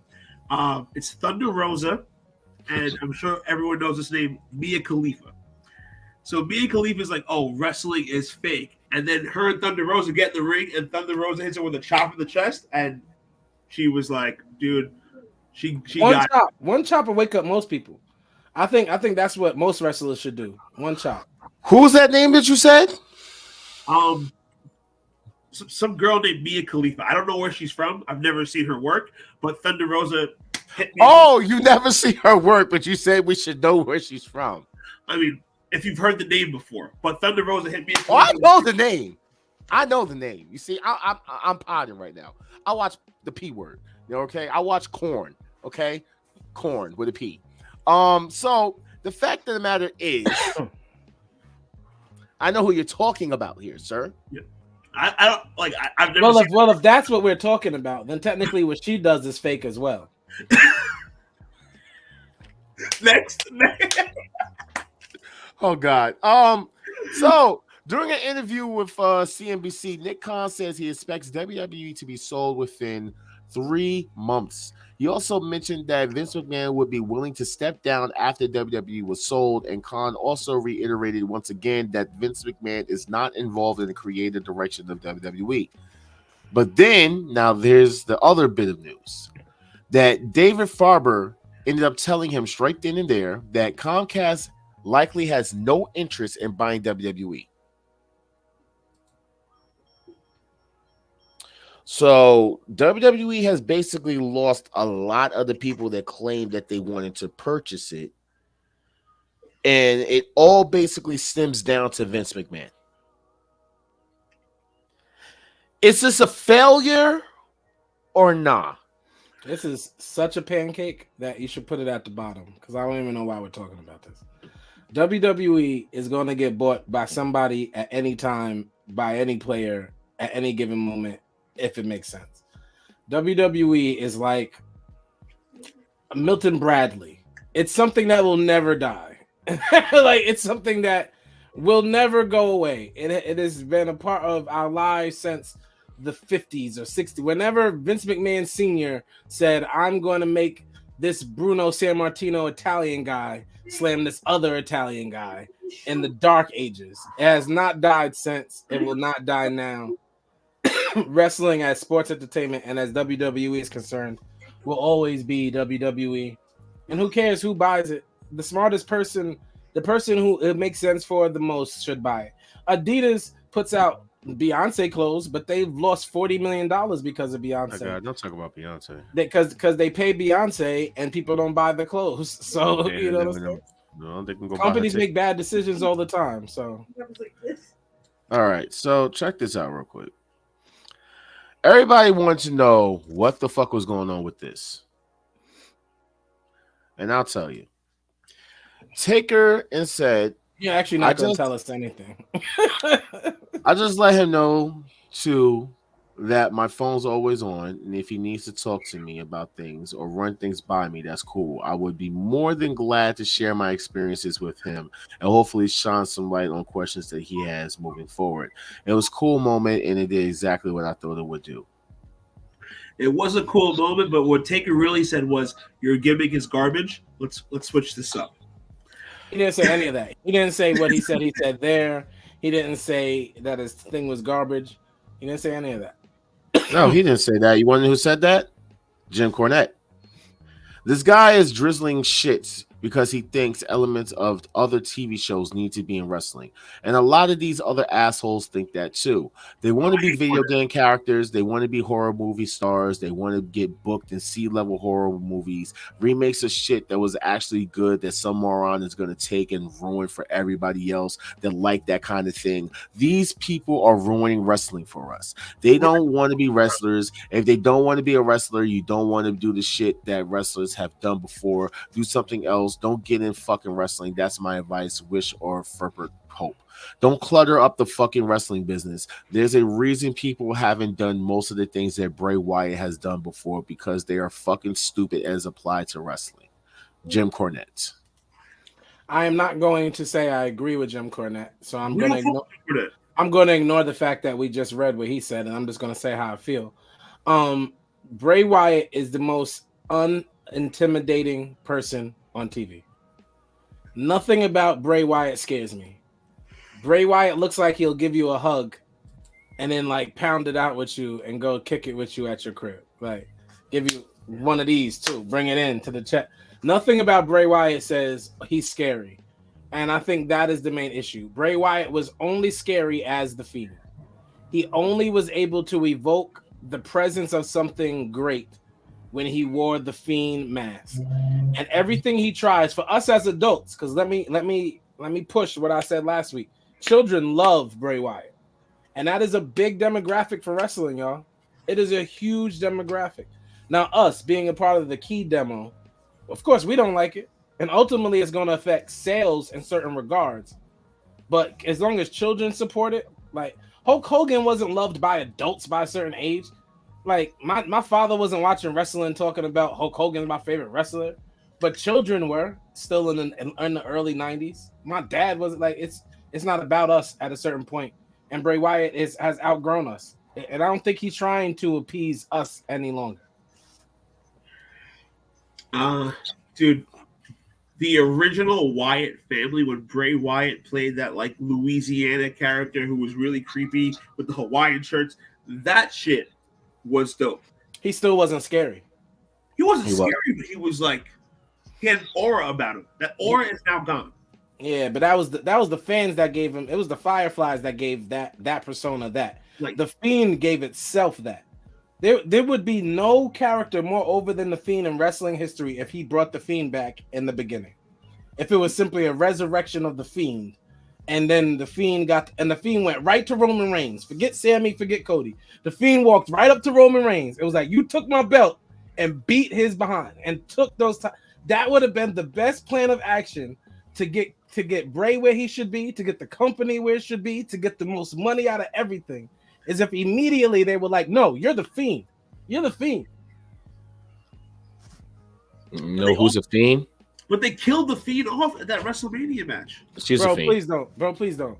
I'm going to need Jordan Grace to stop working out. Bro, please don't. And she keeps going. It gets worse and worse every time I see her. That's what she looks like now? Yes. Yes. I don't need Jordan and Grace to work out anymore. Yeah, we're good. Off the You street. you don't need to work out ever Bro, again. she looks like her husband. I thought I was, but that's what No, she doesn't. She has more muscle tone than her own husband. Like right now, Nah, like, he's ripped, and they ripped together. that's that. Yeah, we was talking about Street Fighter in the pre-show, right? You guys remember Street Fighter Alpha 3? You remember Urian? That's what she looks like right now. She really looks like Urian. Bro, this is bad. I don't know why you keep pulling it up. That's bad. Yeah, that's not Like, good. Everything about it is super manly. Everything. And when she talks, it must. and she actually says that she knows that she has the body of a man and that she misses her ass and everything. And I'm like, Yo, but then she has the voice of a man. So if she knows she has the body and voice of a man, why would she do anything? She doesn't have the voice of a man. She has the voice of T-Boz. Yo, Josh, stop, bro. Jordan Grace 4 or 5 years ago. Don't disrespect T-Boz like that. That is. You're the one who said that line. Don't disrespect. I know, but it's disrespectful at this point because Jordan Grace looks like a man too. At least T-Boz don't look like a man. Like Jordan Grace is out here looking and sounding like a man, and is whole married to a dude. That makes you question him because he is interested. He is turned on. He is attracted to a woman who both sounds and looks like a man. This is not even an accusation. She admits she has the body of a man. So we're gonna go with that. All right. So what are you saying about Sean Waltman when he came to China? What about it? What about Triple H when he came to China? Did China ever have an interview and say, "I have the body of a man and I sound like a dude"? No, but I'm pretty sure there was multiple people that said she was a man. But she never. Last time I checked, a lot of people swore she was a man. And you see what I'm saying? And rest in peace to China. That's fans doing too much. The point is, I'm talking about something. How are you saying that's fans doing too much for her, and you saying it about Jordan? I'm talking about something that Jordan Grace self-acknowledged. She self-acknowledged that she has the body of a man, which means she's smart enough to know she has the voice of a man. If she acknowledged she has the body of a man, she's smart enough to know she has the voice of a man. Fellas, towards the end of China's WWE career, she was looking pretty good. I mean, I'm like somebody watching tape. Towards the end of China's WWE career, she was looking all right. Like somebody watched her in that Battle Royal. That's what it was. She was looking all right. You was watching her in that Battle Royal, didn't you? No, she wrestled a WrestleMania match where she squashed Ivory. You watched that Battle Royal, didn't you? Pretty good. Just tell the truth. You watched that Battle Royal. The Battle Royal you're talking about, I have seen before. Anyway, what's the next? Okay, heard you. This long as you admit it. I have seen SummerSlam will be at the Ford Field Arena, Saturday, August 5th in Detroit. Then we ended up discovering something that Sola Sokola is actually invited to the cookout, and the entire bloodline is now invited to the cookout. All right. They all have picture came out of Sokola and his wife and kids. It's Black History Month, and he so happens to have a black wife and half black children. Come on, man. Well, technically, all of them do. All of them do what? All of them do. They all have black wives. Who's Jimmy's girl? Who's that? I don't know. She black. Roman Reigns' wife is African American? I'm gonna say no. No, she's not. I don't know. Maybe she is. She looks it. No, she's not. Shout out to Track Brown for that, by the way. But yes. No, she's not. I don't know, man. I'm just saying. Some more niggas. Some more niggas. Some more niggas. Know what I'm saying? Some more niggas. Real quick. Alexa Bliss is currently on hiatus from WWE television. Thank God. Why? We're so mean. You know what's funny? And she actually responded for people like Dark Kent. Good. She's boring anyway. Hopefully she's gone for good. She doesn't care anymore. Y'all don't know what you're even talking about. Stay toxic, my friends. No. Nia said, if you hate them, I hate them. Listen, she needs a reset. She needs a reset. She needs to be off TV for a while, come back fresh, come back new. I forget you're someone who doesn't actually give a fuck about wrestlers and their mental health. No, I do. What I'm saying is if she takes a break from wrestling, when she's ready to come back, she'll be fresh again. Absence makes the heart grow fonder. When she comes back, she'll come back. The fact they have no storylines for her. Exactly. Maybe. Oh, they bring her out for convenience, and they still have no real storylines for her. That's what I'm Or saying. the fact that Alexa Bliss has been pushed down so fucking far down the totem pole, no one gives a fuck about her. What I'm saying But is, she actually should be up there. what I'm Because saying the is, girl has talent and can go in the ring. what exactly? What I'm saying is, after she takes her break, gets her mental health right, takes her time, when she comes back, us as wrestlers, We have no idea why she took a break, and that's my issue. Nobody said it was a mental health. She needs a break for. She needs a break. Nobody said it was a mental. She just got married less than a year ago. She could be going on a honeymoon. Like it could be She might anything. want to have kids. Who knows? It doesn't matter what it is. The point is that Alexa Bliss is still a top 10 WWE female when she comes back, when she's there, when she's not. She's still top 10. But can we agree that her character was getting stale before she left? Bro, stop it. She had no character to fucking build. Exactly. You can't sit there and talk about the fact of her being stale because at the end of the day, WWE doesn't know what to do with shit. Unfortunately, she's tied into the slowest building story in wrestling history. Exactly. Being Bray Wyatt and his Sinister Six. That shit it's was slowest. We already know we don't like it, but the point is she was tied into that. So it's not.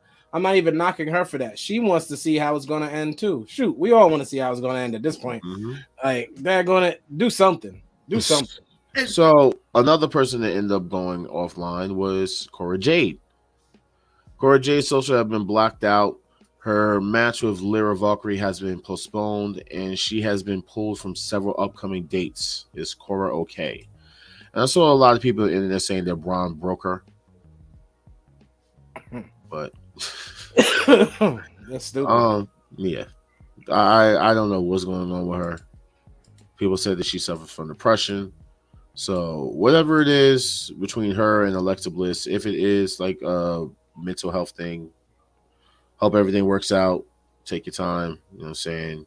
If you feel like coming back, you come back. If you don't feel like coming back, don't come back. It's up to you. But take your time. Take your mental health seriously. And that's that.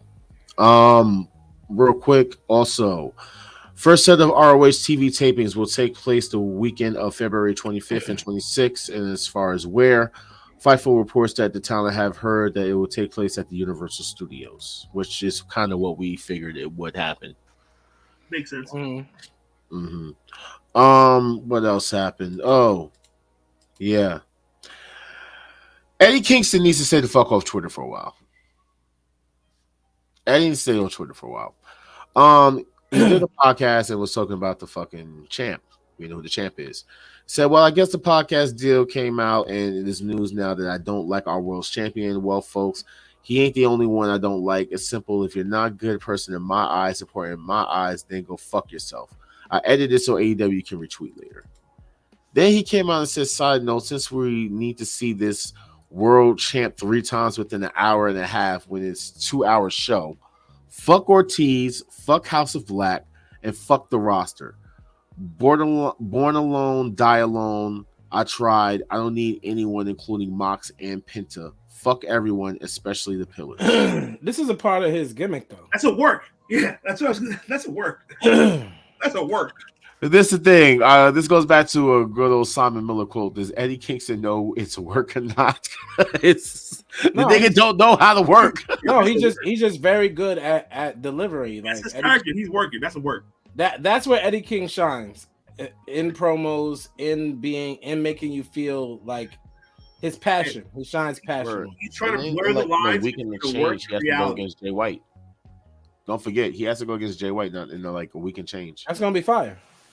I'm saying. Jay White. By the way, Zack Ryder is not a thing. He tried to get the trademark and got denied. So he's going to still keep Matt Cardona. No surprise. MJF. Now, this is kind of shocking. This is some news. MJF ended up coming to the defense of Zachary Wentz. He said, part 1, everyone's afraid of talking honestly, so I will. Zachary Wentz isn't an anti-Semite. I lived with him. The fact he's not on TV right now because a girl who got caught lying about abuse, couldn't handle a breakup, and posted a photo of him doing something in jest is wild. Part 2, when a wrestler who shall remain nameless keyed my car and called me a word that I'm not going to say. Zachary went out of his way when everyone else turned a blind eye to check in on me. The court of Twitter can sometimes get dirtbags out of our industry, but the court isn't always right. And Wesley ended up basically tweeting and saying the motherfucking man, and basically hit MJF scarf and everything, and just told him, like, give him his props for it. What do you guys think about that? About MJF? But I feel like it's kind of late now. But MJF basically comes to the defense of his friend and him being someone that is Jewish. He couldn't have done nothing if he said it before either. It's just the fact that it came back up. He couldn't have done anything anyway. And unfortunately, like things like that matter. That's why you got to watch who you're with. Not that she's telling. Not saying if she's telling the truth or lying. The fact is that he had a relationship with this woman, and unfortunately, things didn't work out the way. And that still comes down to the choices of who we decide to be with at the end of the day. So it's just a lesson for us to learn that just be careful, like make sure the person you decide to be with, y'all are really on the same page. And that's relationship advice on the Wolfpack podcast. Dark Kent? I mean, dude, I get it. Like MJF says it wasn't jest. To me, like the whole Hitler get up is not in jest. There's nothing funny about that. You don't jest that. I think it's terrible. Just like us being black people, if someone were to put on a white hood over their face, we wouldn't take that in jest. So what he did, I don't take that in jest either. There's nothing funny about wearing blackface as well. Yes, exactly. Similar situation. I don't think it's funny. Even if MJF is that what this tweet was based off of? But MJF said, "Oh, what he did was a joke." No, it's not a joke. It's not funny. Like I thought he was talking about the reason he got fired from NXT. I didn't think he was talking about the reason why he was fired from NXT is because of the photos that got leaked out by his girl, and because of the abuse allegations that she was hitting him with. I thought, I'm not trying to defend MJF, but I feel like MJF was coming from a place about the abuse allegations. He is not so much defending him any racist things that Zach did. Well, the only thing I said that he actually did stand up for him for is when he said that he's not an anti-Semite. Exactly. So basically, he's saying like given someone who is Jewish, he's basically just standing. Yeah, but Dark Kent is saying that even if he's not anti-Semite, he's still a racist because he did blackface or the Hitler or whatever it is he did. Yeah, I didn't see the picture. He basically there was a picture of him with a mustache cut, and he did the. He was dressed up as Hitler. Like, the hand. You know the. Yeah, he did the Hitler thing. So that thing. That's not funny. I get it. And there was a picture that was taken. A Jewish person is coming out and saying that's a joke. It's not a joke. It's not funny. Like, yeah, I don't quite get that. Like, there's nothing cool about that. There's nothing funny about that. I mean, listen, there's certain communities I just like stay out of because I don't want to get into this stuff. Here we go. Jamie asked a question. So, was it funny years ago when Truth came out in the Confederate soldier uniform? No, it wasn't. None of that stuff is funny, and a lot of, and even like, unfortunately, people just have horrible prejudices and things sometimes. And wrestling, they use it as a place to put some comedy on it or spin it, and it still doesn't make it funny or entertaining half the time. Not at all. And I mean, I get the fact that he's taking up for his friend. Look, I said I get that he's taking up for his friend, which all due respect. I mean, that's your boy. He was your roommate. You know what I'm saying? You stand with him. Other people are going to view it differently.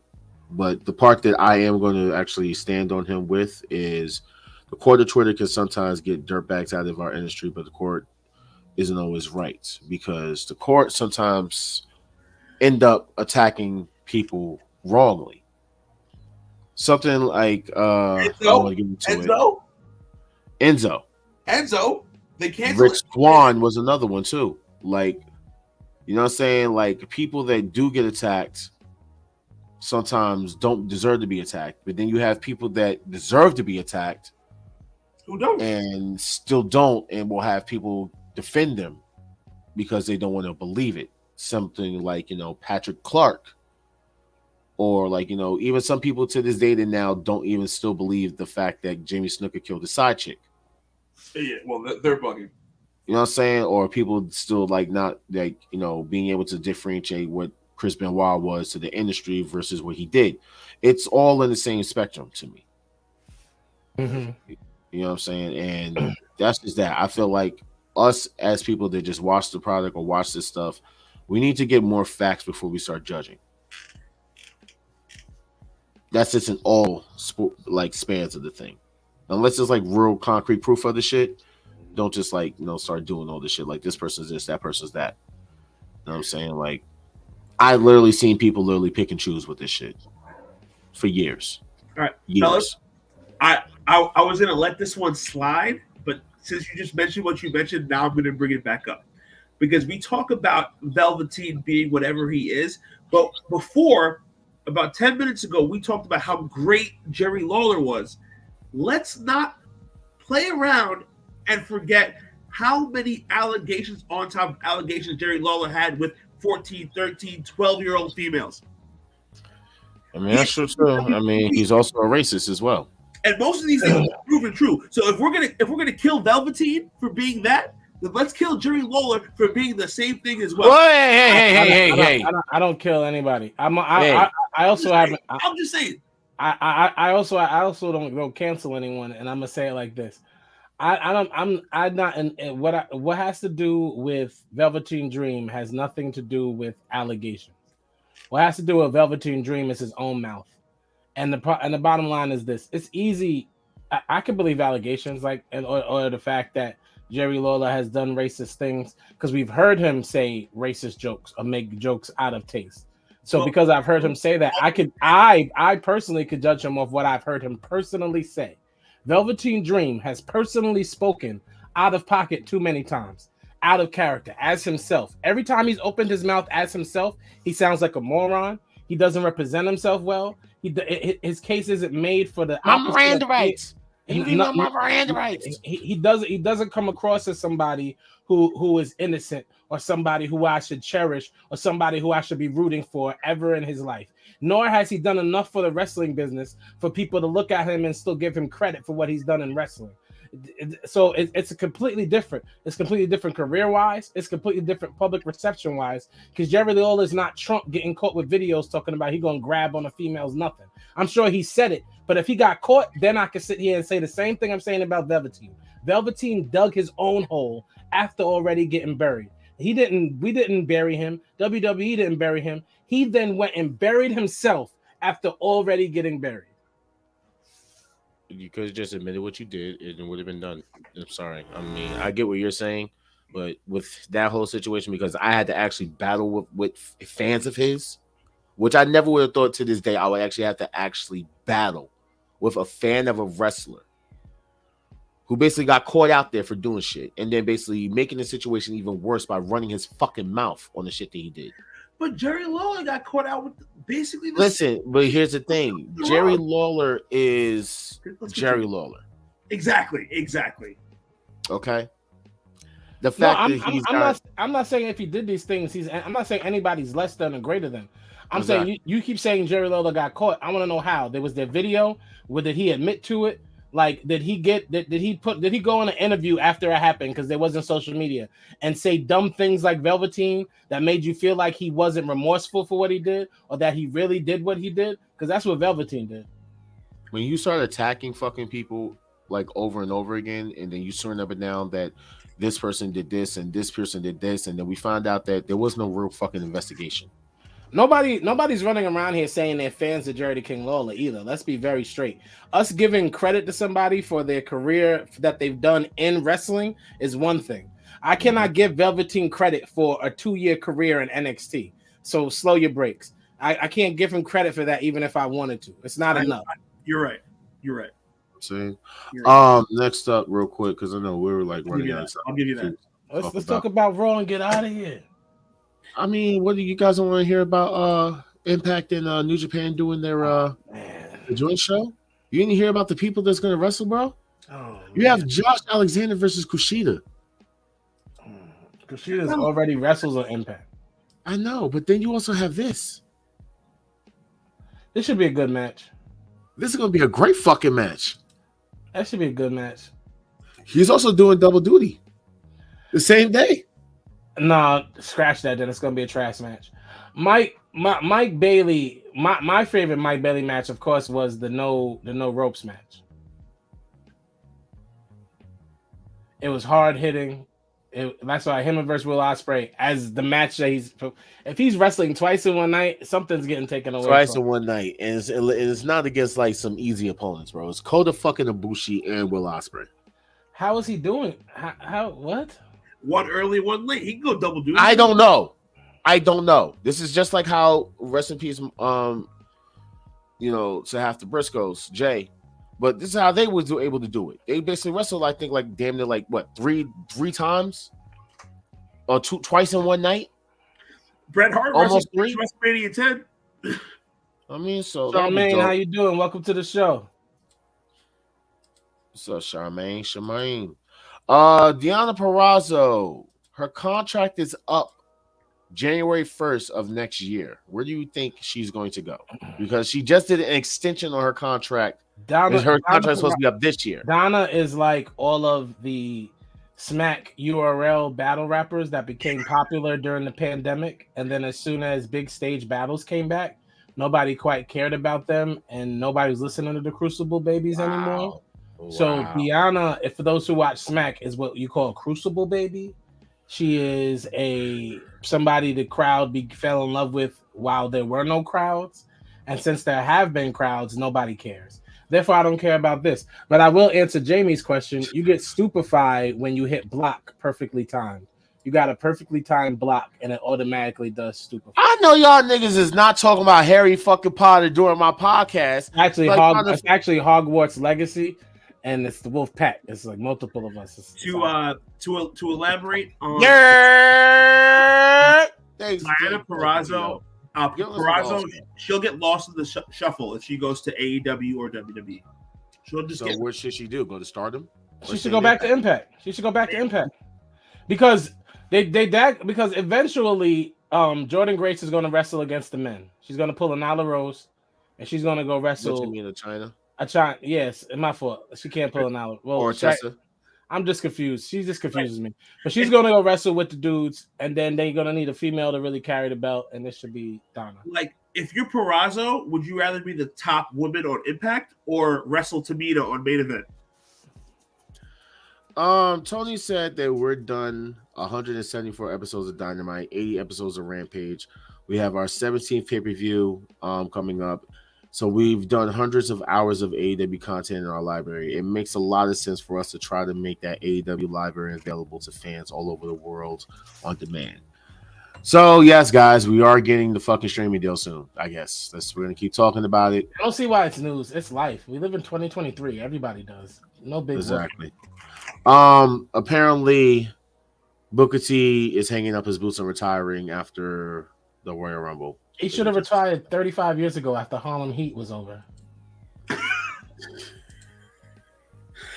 Adam Cole said Bryan Danielson was very helpful with his return from injury. When he asked about talking to Bryan, he said, I briefly talked to him, and he obviously has a ton of information regarding the entire process. He was very helpful, very given the information, just wanted to make sure that I was doing some of the right things to get back and feel healthy. He was great. So shout out to Daniel Adam Bryan. Cole weighs 2 more pounds more than Darby Allin. You might not be wrong.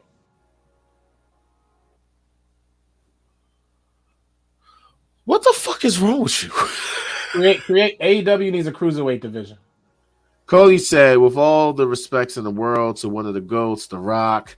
I'm sorry. With all the respects to the world to one of the GOATs, The Rock, it looks like the options we have here within the roster are even better. So we talking about Raw now? Because I have nothing to say about Cody Rhodes. Well, first of all, do not make fun of people who have a lisp. Like, lisps are a real thing. My beard does weigh more than Darby. Thank you, T.O. Yo, thank you, bro.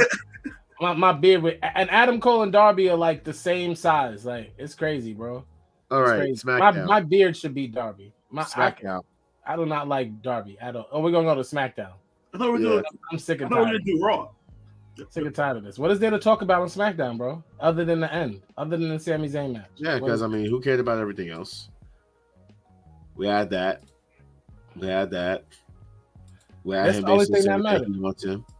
And now, boom, Elimination Chamber. There we go. Anybody want to review Vengeance? Absolutely not. Let's say this about NXT. Let's talk about it. We can talk about it real quick. 2 minutes. 2 minutes, y'all. Cora Jade wasn't even on the pay-per-view. Her being on the cover is weird. The fact that Casey and whatever the other one with the eyes and the hair, Hey, that's my baby Kaden Carter. Don't get me wrong. Kaden and Casey were the longest reigning female tag team champions of all time. Scratch my head. How? They lost, by the way. For those who don't watch, it was stupid. Grayson Waller is, I guess, trying to be a British Miz, but he should go on MTV. It'll help his career. He should go on the challenge. From what I was told, he's trying to be their MJF. Yeah, anyway, Grayson Waller should literally go on the challenge. It would really help his career. I will say this: Pretty Deadly is a great tag team. I can't wait to see them on the main roster. Wesley versus Dijak was phenomenal. Okay, stop it. No, it wasn't. It was trash. It was better than The pay-per-view was, there was no good match. No match on NXT's at Vengeance Day was good. The point I was going to make before Dark can interrupt me with the craziness is that because Dijak has no personality, he sucks on the mic, and he's very slow in the ring. That's why he broke his finger, and we won't see him for a few months anyway. the match. Was good. Pretty Deadly will be over. Pretty Deadly will continue to be superstar tag team when they are on the main roster. And the biggest superstar on NXT is obviously Carmelo Hayes. Carmelo Hayes is a superstar. He will continue to be a superstar when he hits the main roster. And that is it. Carmelo Hayes is, since we like to compare things and stuff all the time, Carmelo Hayes can have like Adam Cole heat when he reaches the main roster. So basically, Braun Breaker retained, Kaden Carter and Katana Chance lost. Nobody else. Braun Breaker. Roxanne Perez won, and Roxanne is on her way. Roxanne has potential. She's not a star. She has and Gallus ended up winning the tag titles. Trash. Pretty Deadly and the Creed brothers. Carmelo won against Apollo. Pretty Deadly and the Creed brothers are the best tag teams in NXT. So for the next pay-per-view, we're gonna get Carmelo versus Braun. And Carmelo better win. They better do the right thing because he never misses. So let's get into the shit. Raw. My God. Bailey and Becky just said to themselves, let's think of every spot we've seen in a cage match and just recreate it. And just do them. So we're going to bypass the fact of Edge coming out and I'm gonna let y'all all know this. Beth Phoenix is everything Jordan Grace wishes she looked like. You know what? You're going to hell. That's it. Like, you cannot sit there and say these things. Beth Phoenix is the feminine version of what Jamie Grace thinks she wanted to look like. Jamie Grace? That's her name now? Jordan Grace. So shout out to Beth Phoenix for still being a woman in Buck. See, that is not right. But Beth is out there killing it every week. She got Edge all touching on her every time they come to her. Every time they come out, Edge is smacking the ass. And I'm not mad at him. I would do it and let my wife come out in some leather pants and we heading out to the ring. I'm playing the bongos on that too. On national TV. I don't care. It's my wife. They ain't touching it. I'm touching it. That's not PG. What? Stop it, bro. Stop it. Edge and the Glamazon are doing a great job. The storyline is cool. Nobody's knocking the storyline. I want to see how it shapes up for WrestleMania. What else happened? I know that we had the Street Profits wrestle separately, which was fire. And look who won. Montez Ford won his match and is in the Elimination Chamber. Mm-hmm. I have a question though. Why Carmelo win? What happened? Why did Carmelo win? Because Mella is money, bro. They're going to put Mella with Carmelo after WrestleMania. In front of Cody Gray's face? Nobody cares. Melo never misses. And we're going to have a reverse Mandingo situation going on, huh? Mello never misses, and Mella is money. That's what I'm saying, bro. She moved trash talking again. I'm with it. Even though he lost, can we shout out Dawkins? Nope. It's better and better in the ring every week. You know why I won't shout out Dawkins? Because I keep telling you fools that Dawkins is not Dawkins has lost it like his hair. He has the LeBron James going on, and they showed it several times on Monday night, and I was very upset because I feel like he has enough money to go ahead and hair whatever they do. T.O., what do you do with your bald spots? Rogaine? Hair plug? Whatever it is that T.O. does. That's what Dawkins needs to do. I'm talking about Dawkins in the ring. He's showing out in the ring week after week, getting better and better. He lost. He lost. What I was gonna say. Good bet. What else happened? Oh wait. That promo was a piece of history. Oh, you right. You get Brandy Rhodes' take on it. My promo was a piece of history. I've never been moved like that. I wasn't ready for it. I can't wait until our daughter is old enough to understand. Bitch, shut the fuck up. Leave her alone, bro. That is No. What the fuck? What? Yes. What? We got to this point of the show. That segment was phenomenal. 10. I'm gonna show you how Cody Rhodes promos go. That was a great promo. It was a phenomenal promo. It sold the WrestleMania match. That was a great promo. It was the great beginning to Paul Heyman. It's not because let's be honest, right? Forget all the Cody Rhodes hate that Ja has and whoever else carries in their bloodline for Cody. That's between them and God at this point. Paul Heyman is a savant when it comes to setting up feuds. Yes. He does these promos, these beginning feud promos so well. It's and yes, they're always going to talk about ECW because that's what you talk about with people. You talk about legacy. You see Paul Heyman, you see ECW. You see Cody, you see Dusty. You're going to get that. It's just about how you spin it. And Paul Heyman did a great job spinning it with the Roman Reigns, the fact that Roman Reigns was trained by Dusty. It's doing a much better job spinning it than Swerve is doing with Goldust. You, Cody, were his favorite son, but Roman Reigns was the son he always wanted. And then he dropped the mic drop. Boop. All right. And also, to me, my favorite part of the promo was he was like, my dad went broke and started doing car commercials, not to get paid, just so he could keep the car. Bro, like. Wow. That hurts so much. Like, I give that segment was incredible, man. Segment was fire. You didn't feel it because you're not a Cody fan. No. Let's rate that segment out of the top. Is it top 5 segments of all time? I want to say this. Dark Kent said it was classic. I said it was great. I'm not rating it any classic nothing. I never said it was classic. Classic. It was a great promo. How's it a classic? You know what? Right now, to me, it's an instant classic. Maybe after a couple of weeks, I might calm down and say it was great. It wasn't a classic. But as of today being Thursday and Monday when it happened, in my head right now, it was a classic. That promo was the best part of Raw. It's literally the best part of wrestling this entire week. About as classic as his speech that he did to end racism too, right? I mean, well, we're always joking. That's a joke, by the way, y'all. We do not really think Cody Rhodes ends racism. He does. Nobody thinks that. He does. Nobody thinks that. He does. You know what I'm pointing at?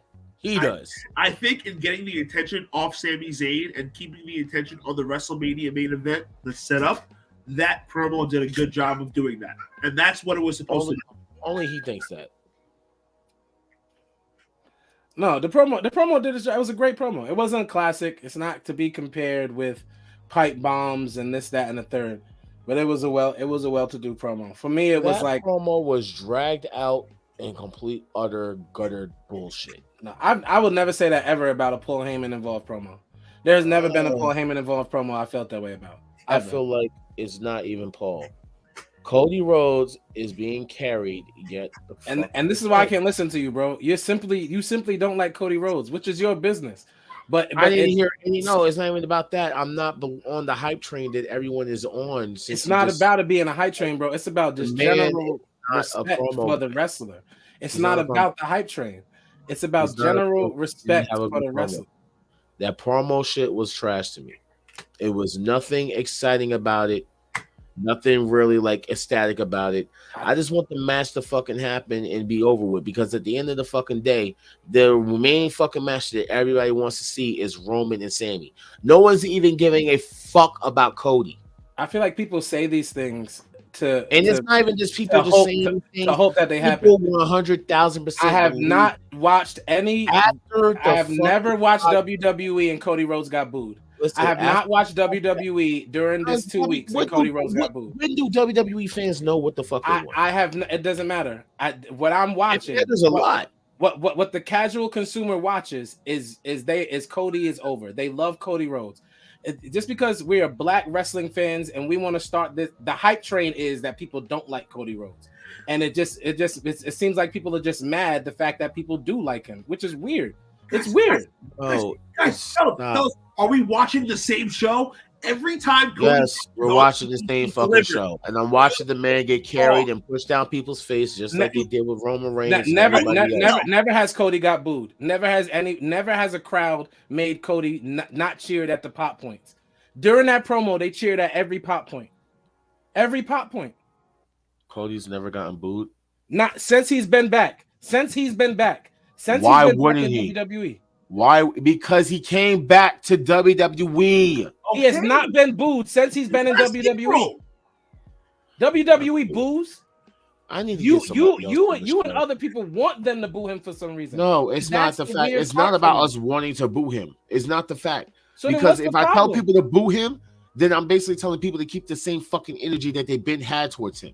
And a lot of people aren't even capable of holding accountability to do that. I stand on my own accountability to basically keep my same energy when it comes to Cody Rhodes. And this is my point. That's whether he was in AEW, ROH, or whatever. I'm not a fan of the guy.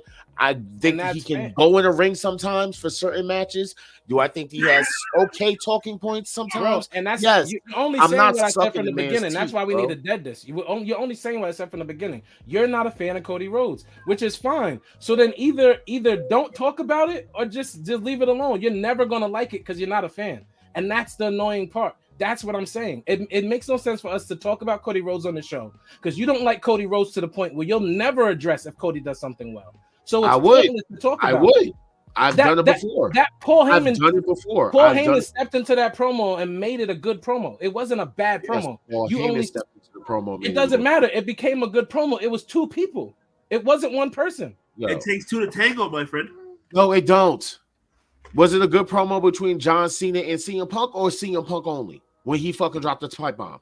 It was a good promo between John Cena and Roman Reigns, regardless of if John Cena, that the last big one they had when Roman Reigns finally had a character.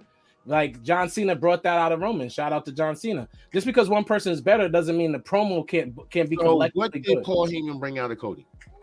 He didn't necessarily bring nothing out of Cody. He made the story. That's what Paul Heyman does. That's what I started with. Paul Heyman is great at starting feuds, at these promos, at these introduction promos, at getting in the ring with a wrestler and pushing his wrestler to a point and pushing them and creating this canvas. He's the man at that. And he did his job. Willing to admit, finally, that Cody Rhodes is not more over than Sami Zayn currently right now, as far as the way that the storylines have been going? No. You're not willing to admit that? Absolutely not. You said it, and you liked it when I basically said it in our chat. You know for a fact that was me being sarcastic. That was me being sarcastic. Fucked up with this, and you know it. You know they did. They fucked up with this. No, that's the only reason I did that in our chat. Nah. I said people saying things like the what I just emphasized, and I emphasized what you said because I'm tired of us saying our opinion as if it's fact. I don't care how you feel, bro. Feel how you want to feel. Stop telling me it has to navigate how I feel. Stop making me feel like how I feel is just not fact because how you feel is fact. None of us feel is fact. How you feel is how you feel. I'm glad you have your feelings. You cannot tell me how to feel, and it will never change how I feel. So how do you feel? Fellas, you want to hear a fact? Just like we don't want to hear nothing from you right was a fact. How do you feel? Cody Rhodes leaving WrestleMania with both titles is a fact. Spoiler alert, Cody. So how do you feel, All-Star? I've been said how I felt. I feel like Cody Rhodes is still over. I don't understand the this person, that person. Why can't two people be over at the same time? There are there are multiple pushes that happen at one time. Sami Zayn is literally getting his shot at Elimination Chamber match. Let's focus on how they continue the story there. Because more people are more focused on that than they are of anything that has to do with Cody Rhodes. That's not true. That's the narrative you're pushing, bro, based off of how you I'm feel. not pushing the narrative. If it was true, Cody Rhodes would not be over. If it was true, Cody Rhodes would not be the #1 selling merchandise person in WWE. If this was true. It's only because of the way that WWE has pushed him. He's literally had the fans have not showed differently. He's had one match. The fans have not showed differently. The fans have not showed differently, bro. This is not translating through my TV. I'm not watching TV and feeling like the fan. Nothing the fans have done have made me feel that way. Nothing. Okay. I have a question. Other than this podcast, other than listening to you and people on the internet. I have a question. I have a question real quick, right? Okay. Because this is where it determines what I'm about to say. We're gonna basically take Cody Rhodes out of the equation. Let's switch him with CM Punk. I haven't said a word about Punk all show. You're not allowed to talk right now. Let's switch him with CM Punk. Right? Would it still be the same energy? The matter of the fact that people are being hypocrites about the shit, it would be the same energy, right?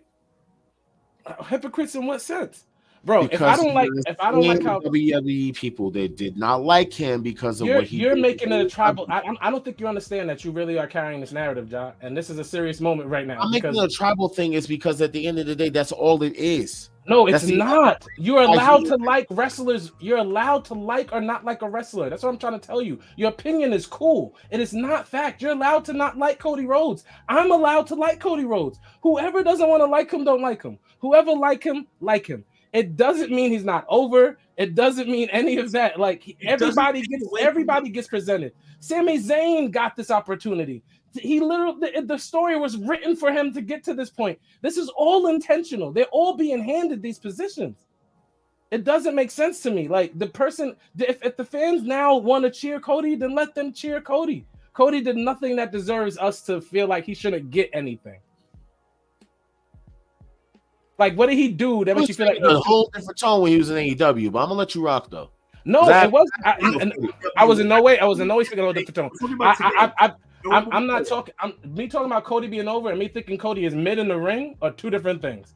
I never said I think Cody is the most phenomenal person in the ring. My tone is not changing. I thought Cody was mid in the ring, and AEW had him wrestling a lot, and it was not extraordinary matches. I'm being funky, and that's just how it is. The Sammy Guevara match was great, but that was like 1 out of 5 Sammy Guevara matches he had. So I'm still being honest about that, but it doesn't change. I didn't boo him then either. I don't have any reason to boo him. He's not being presented as a heel. He hasn't done anything heelish.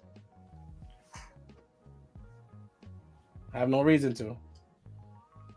They had no reason to boo him in AEW, but you know that was them. That's turncoat fans, but I don't deal with that.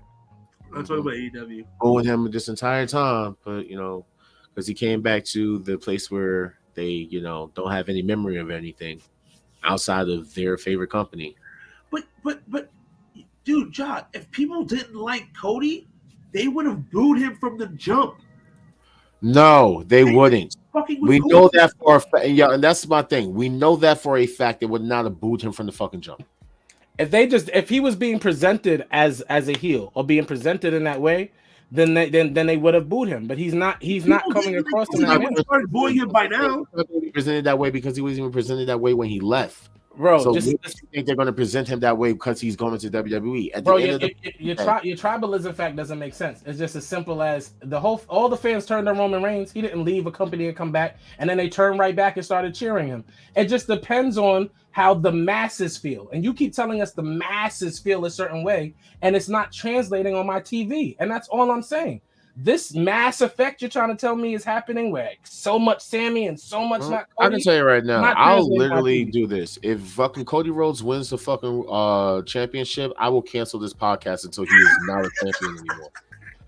That's not until he's not champion anymore. We'd be done. Because if you cancel for that, that's way too petty for me to keep doing it. So we just I'm that petty. we'd be canceling the Wolfpack podcast. I will be Three of us involved because I'd be out. Because that doesn't make sense. Hold up. I'll go get some new co-hosts that are complete Cody Rhodes haters, and we'll just call the show the You would have to. Wolf Cody Hate Podcast. There we go. You would have All right, that's what the fuck we gonna do. I'll be damned if I'm gonna hear this annoying fuck below me, fucking annoying ass voice every fucking week, hyping up and screaming. It would be even worse if CM Punk ain't mess up. They both would be number one right now. Yeah, exactly. And I'll have to fucking hear the both. I'm like, yo, two of your fucking favorite people every single fucking day in my fucking ear. Oh my god, Cody Rhodes. Oh my god, CM Punk. Hopefully it'll be one of your favorites. We don't see Punk. Like the only favorite wrestler I know you have is the only favorite wrestler. I'm talking shit. Only favorite wrestler I know. I know who you're gonna say. Shut the fuck up. Nyla Rose. So until Nyla Rose pops, I guess we'll never see you act like a fan. We gotta wait for Nyla Rose to get a title for you to get excited. We gotta wait for that. I will wait. No. If you want me to get excited, then fucking put the title on fucking Powerhouse Hobbs, or give the title to Ricky fucking Starks, or have fucking Mercedes come to fucking AEW and beat either Britt Baker's ass. He was never a fan of Mercedes until she. I'm going to be a fucking fan of Jade. Actually, I was a fan of until she joined New Japan. He was not a fan of. I've always been a fan of Sasha. Not a fan of Sasha. I've always going to say that she has the body of an iPhone. False, bro. You were beyond not a fan of her. It wasn't just that. You weren't. Y'all don't like the body of Jordan Grace, but I'm pretty sure you think that she's a good wrestler.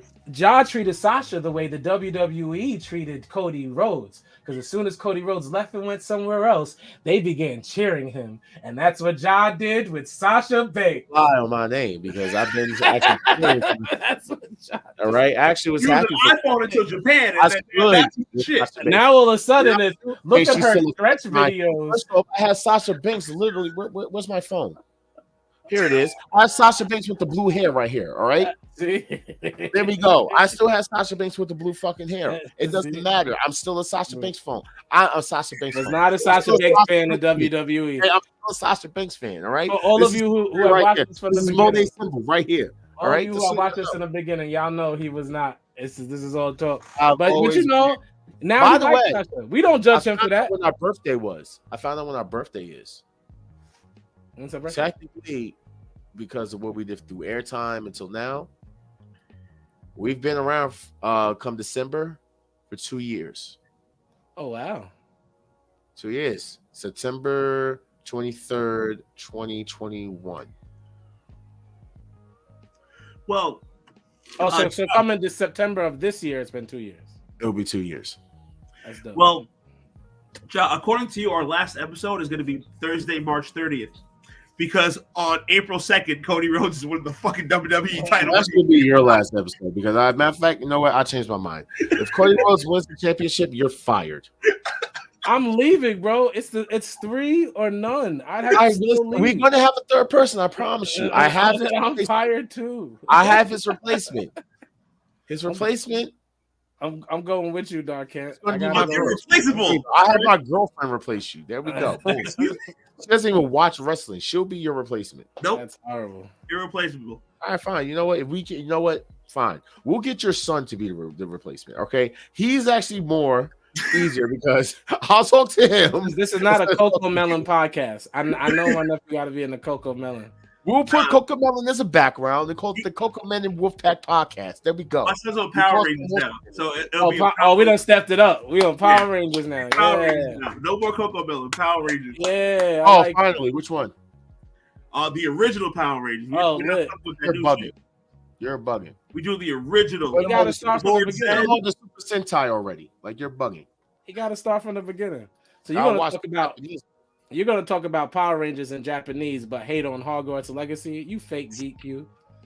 That's disgusting, bro. First of all, Super Sentai is way better than any fucking thing with. Don't do it, bro. Harry Potter is just Star Wars made for fucking wizards and witches. Final thought me, please. Final thought me. Oh, I final thought you, all right? Because I'm a final thought you. I'm a thought you, all right? I'm a thought you. All right, these are the proposed matches that are going to be taking place at Elimination Chamber, with 2 of them not confirmed yet. So, Sami Zayn and Roman. Beth and Edge versus all these matches are happening. and Finn.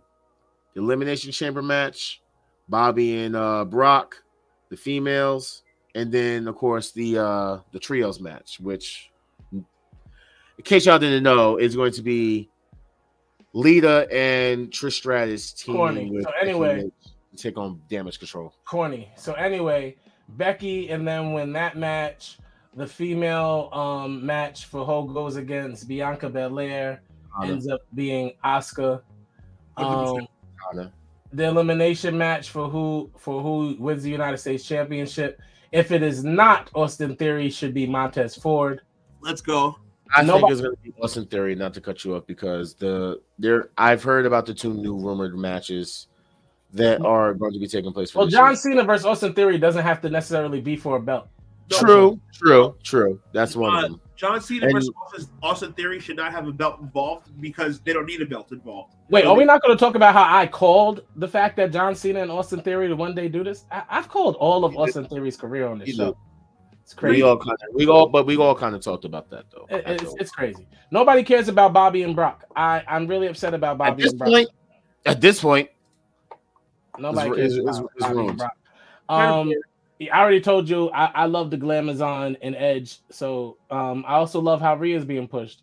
Finn Balor is on the how Rhea and the Glamazon are both at the same damn fucking pay-per-view. Listen, let's get it. I'm with that match because I like them both. Sami Zayn and Roman Reigns, Jey Uso swerves us, turns on Sami. That creates the tag team match for the belts after that match.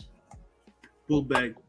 I agree with everything. The other rumored match for WrestleMania is going to be Damage Control with the tag team champions on ships on the line versus, I hope you guys are ready for this, Ronda Rousey and Shayna Baszler. Yeah, I heard that. So that's for WrestleMania, and then of course, well, that's because they couldn't put Ronda Rousey back in the championship picture. They dug themselves a hole. Ronda Rousey cannot be a babyface. No one wants to cheer her. Sorry. People have cheered her though. Shayna can't be a babyface either. It's weird. They're not baby faces. That's a heel match.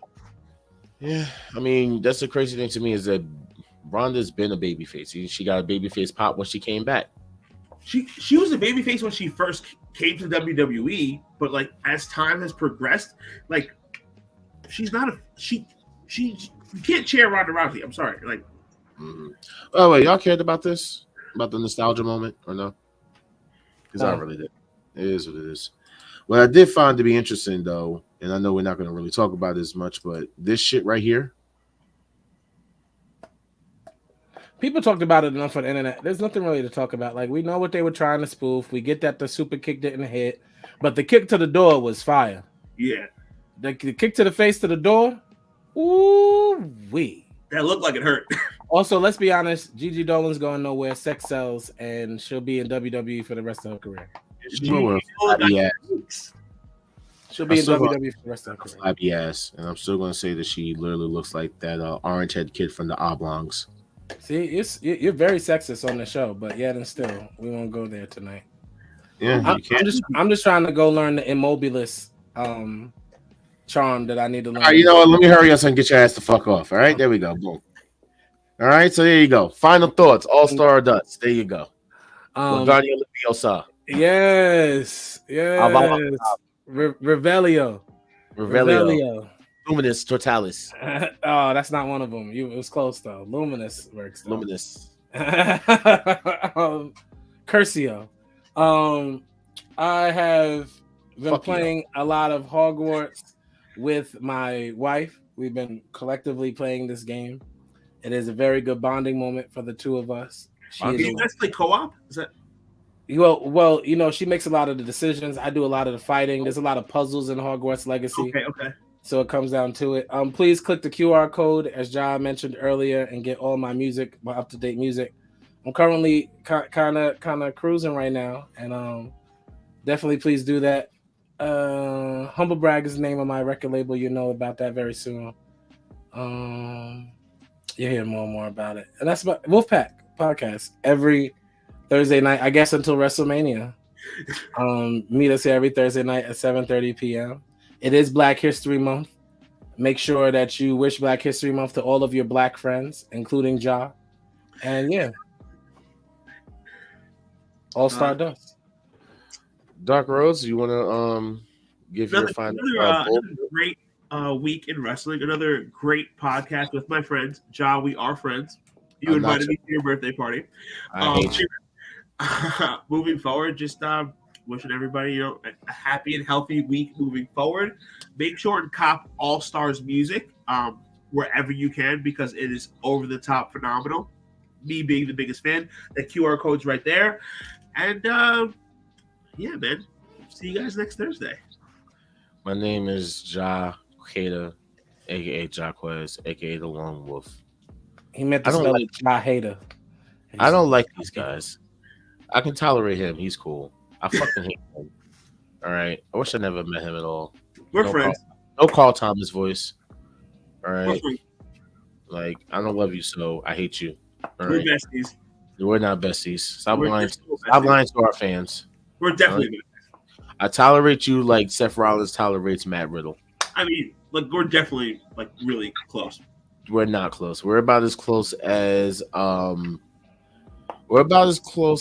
Shawn Michaels and Bret Hart during the Montreal Screwjob. We're about as close as Cody Rhodes and the WWE title. We're about as close as New Jack and the kid that he threw off the fucking scalpel. Ah, that's crazy. So, with that being said, my final thoughts are: fuck Phil Brooks, fuck Cody Rhodes, fuck Cody Runnels, fuck Dark Rhodes, fuck Dark Kent, fuck All Star Dust, fuck All Star Dust's music because All Star Dust music is not better than Jarrett All Star, so that's all good.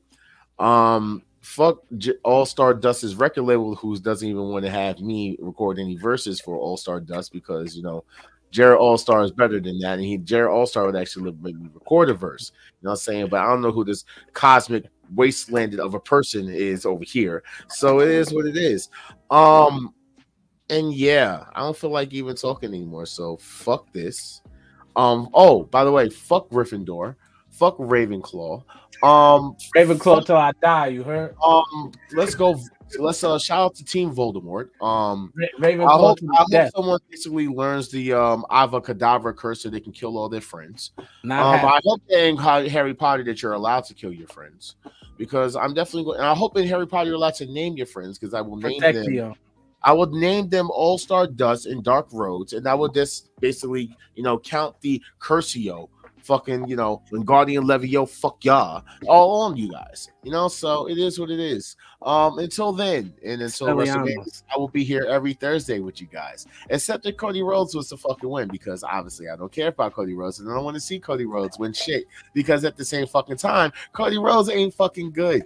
I don't give a fuck how much this guy tries to hype him up and this guy tries to play devil's advocate and be nice about it because I know for a fact he doesn't even really like Cody Rhodes, but he's going to sit there and try to act like he does all the time. I'm just going to keep rumbling on because at the end of the day, it's fuck Cody Rhodes. And you know what? I really don't care, so that's just what it is. But make sure that you guys definitely tune in every Thursday. And then you make sure you guys click that little fucking QR code over there. You know what I'm saying? I know it's a little tiny. You got to zoom in with your phone. You know what I'm saying? Make sure you get all of it. But make sure you get all of it. And that way, once you do click onto that thing, you're able to go into his music and download his music that does not include Jaquez for some strange reason. You know what I'm saying? Because some strange reason, Jaquez is not allowed to do music with Jarrett All Star.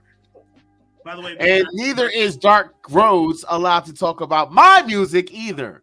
But it's okay because, we're best friends. Where my best friends don't even talk about my fucking music or invite me to even do music with them. But I love these guys. I really do. Yeah.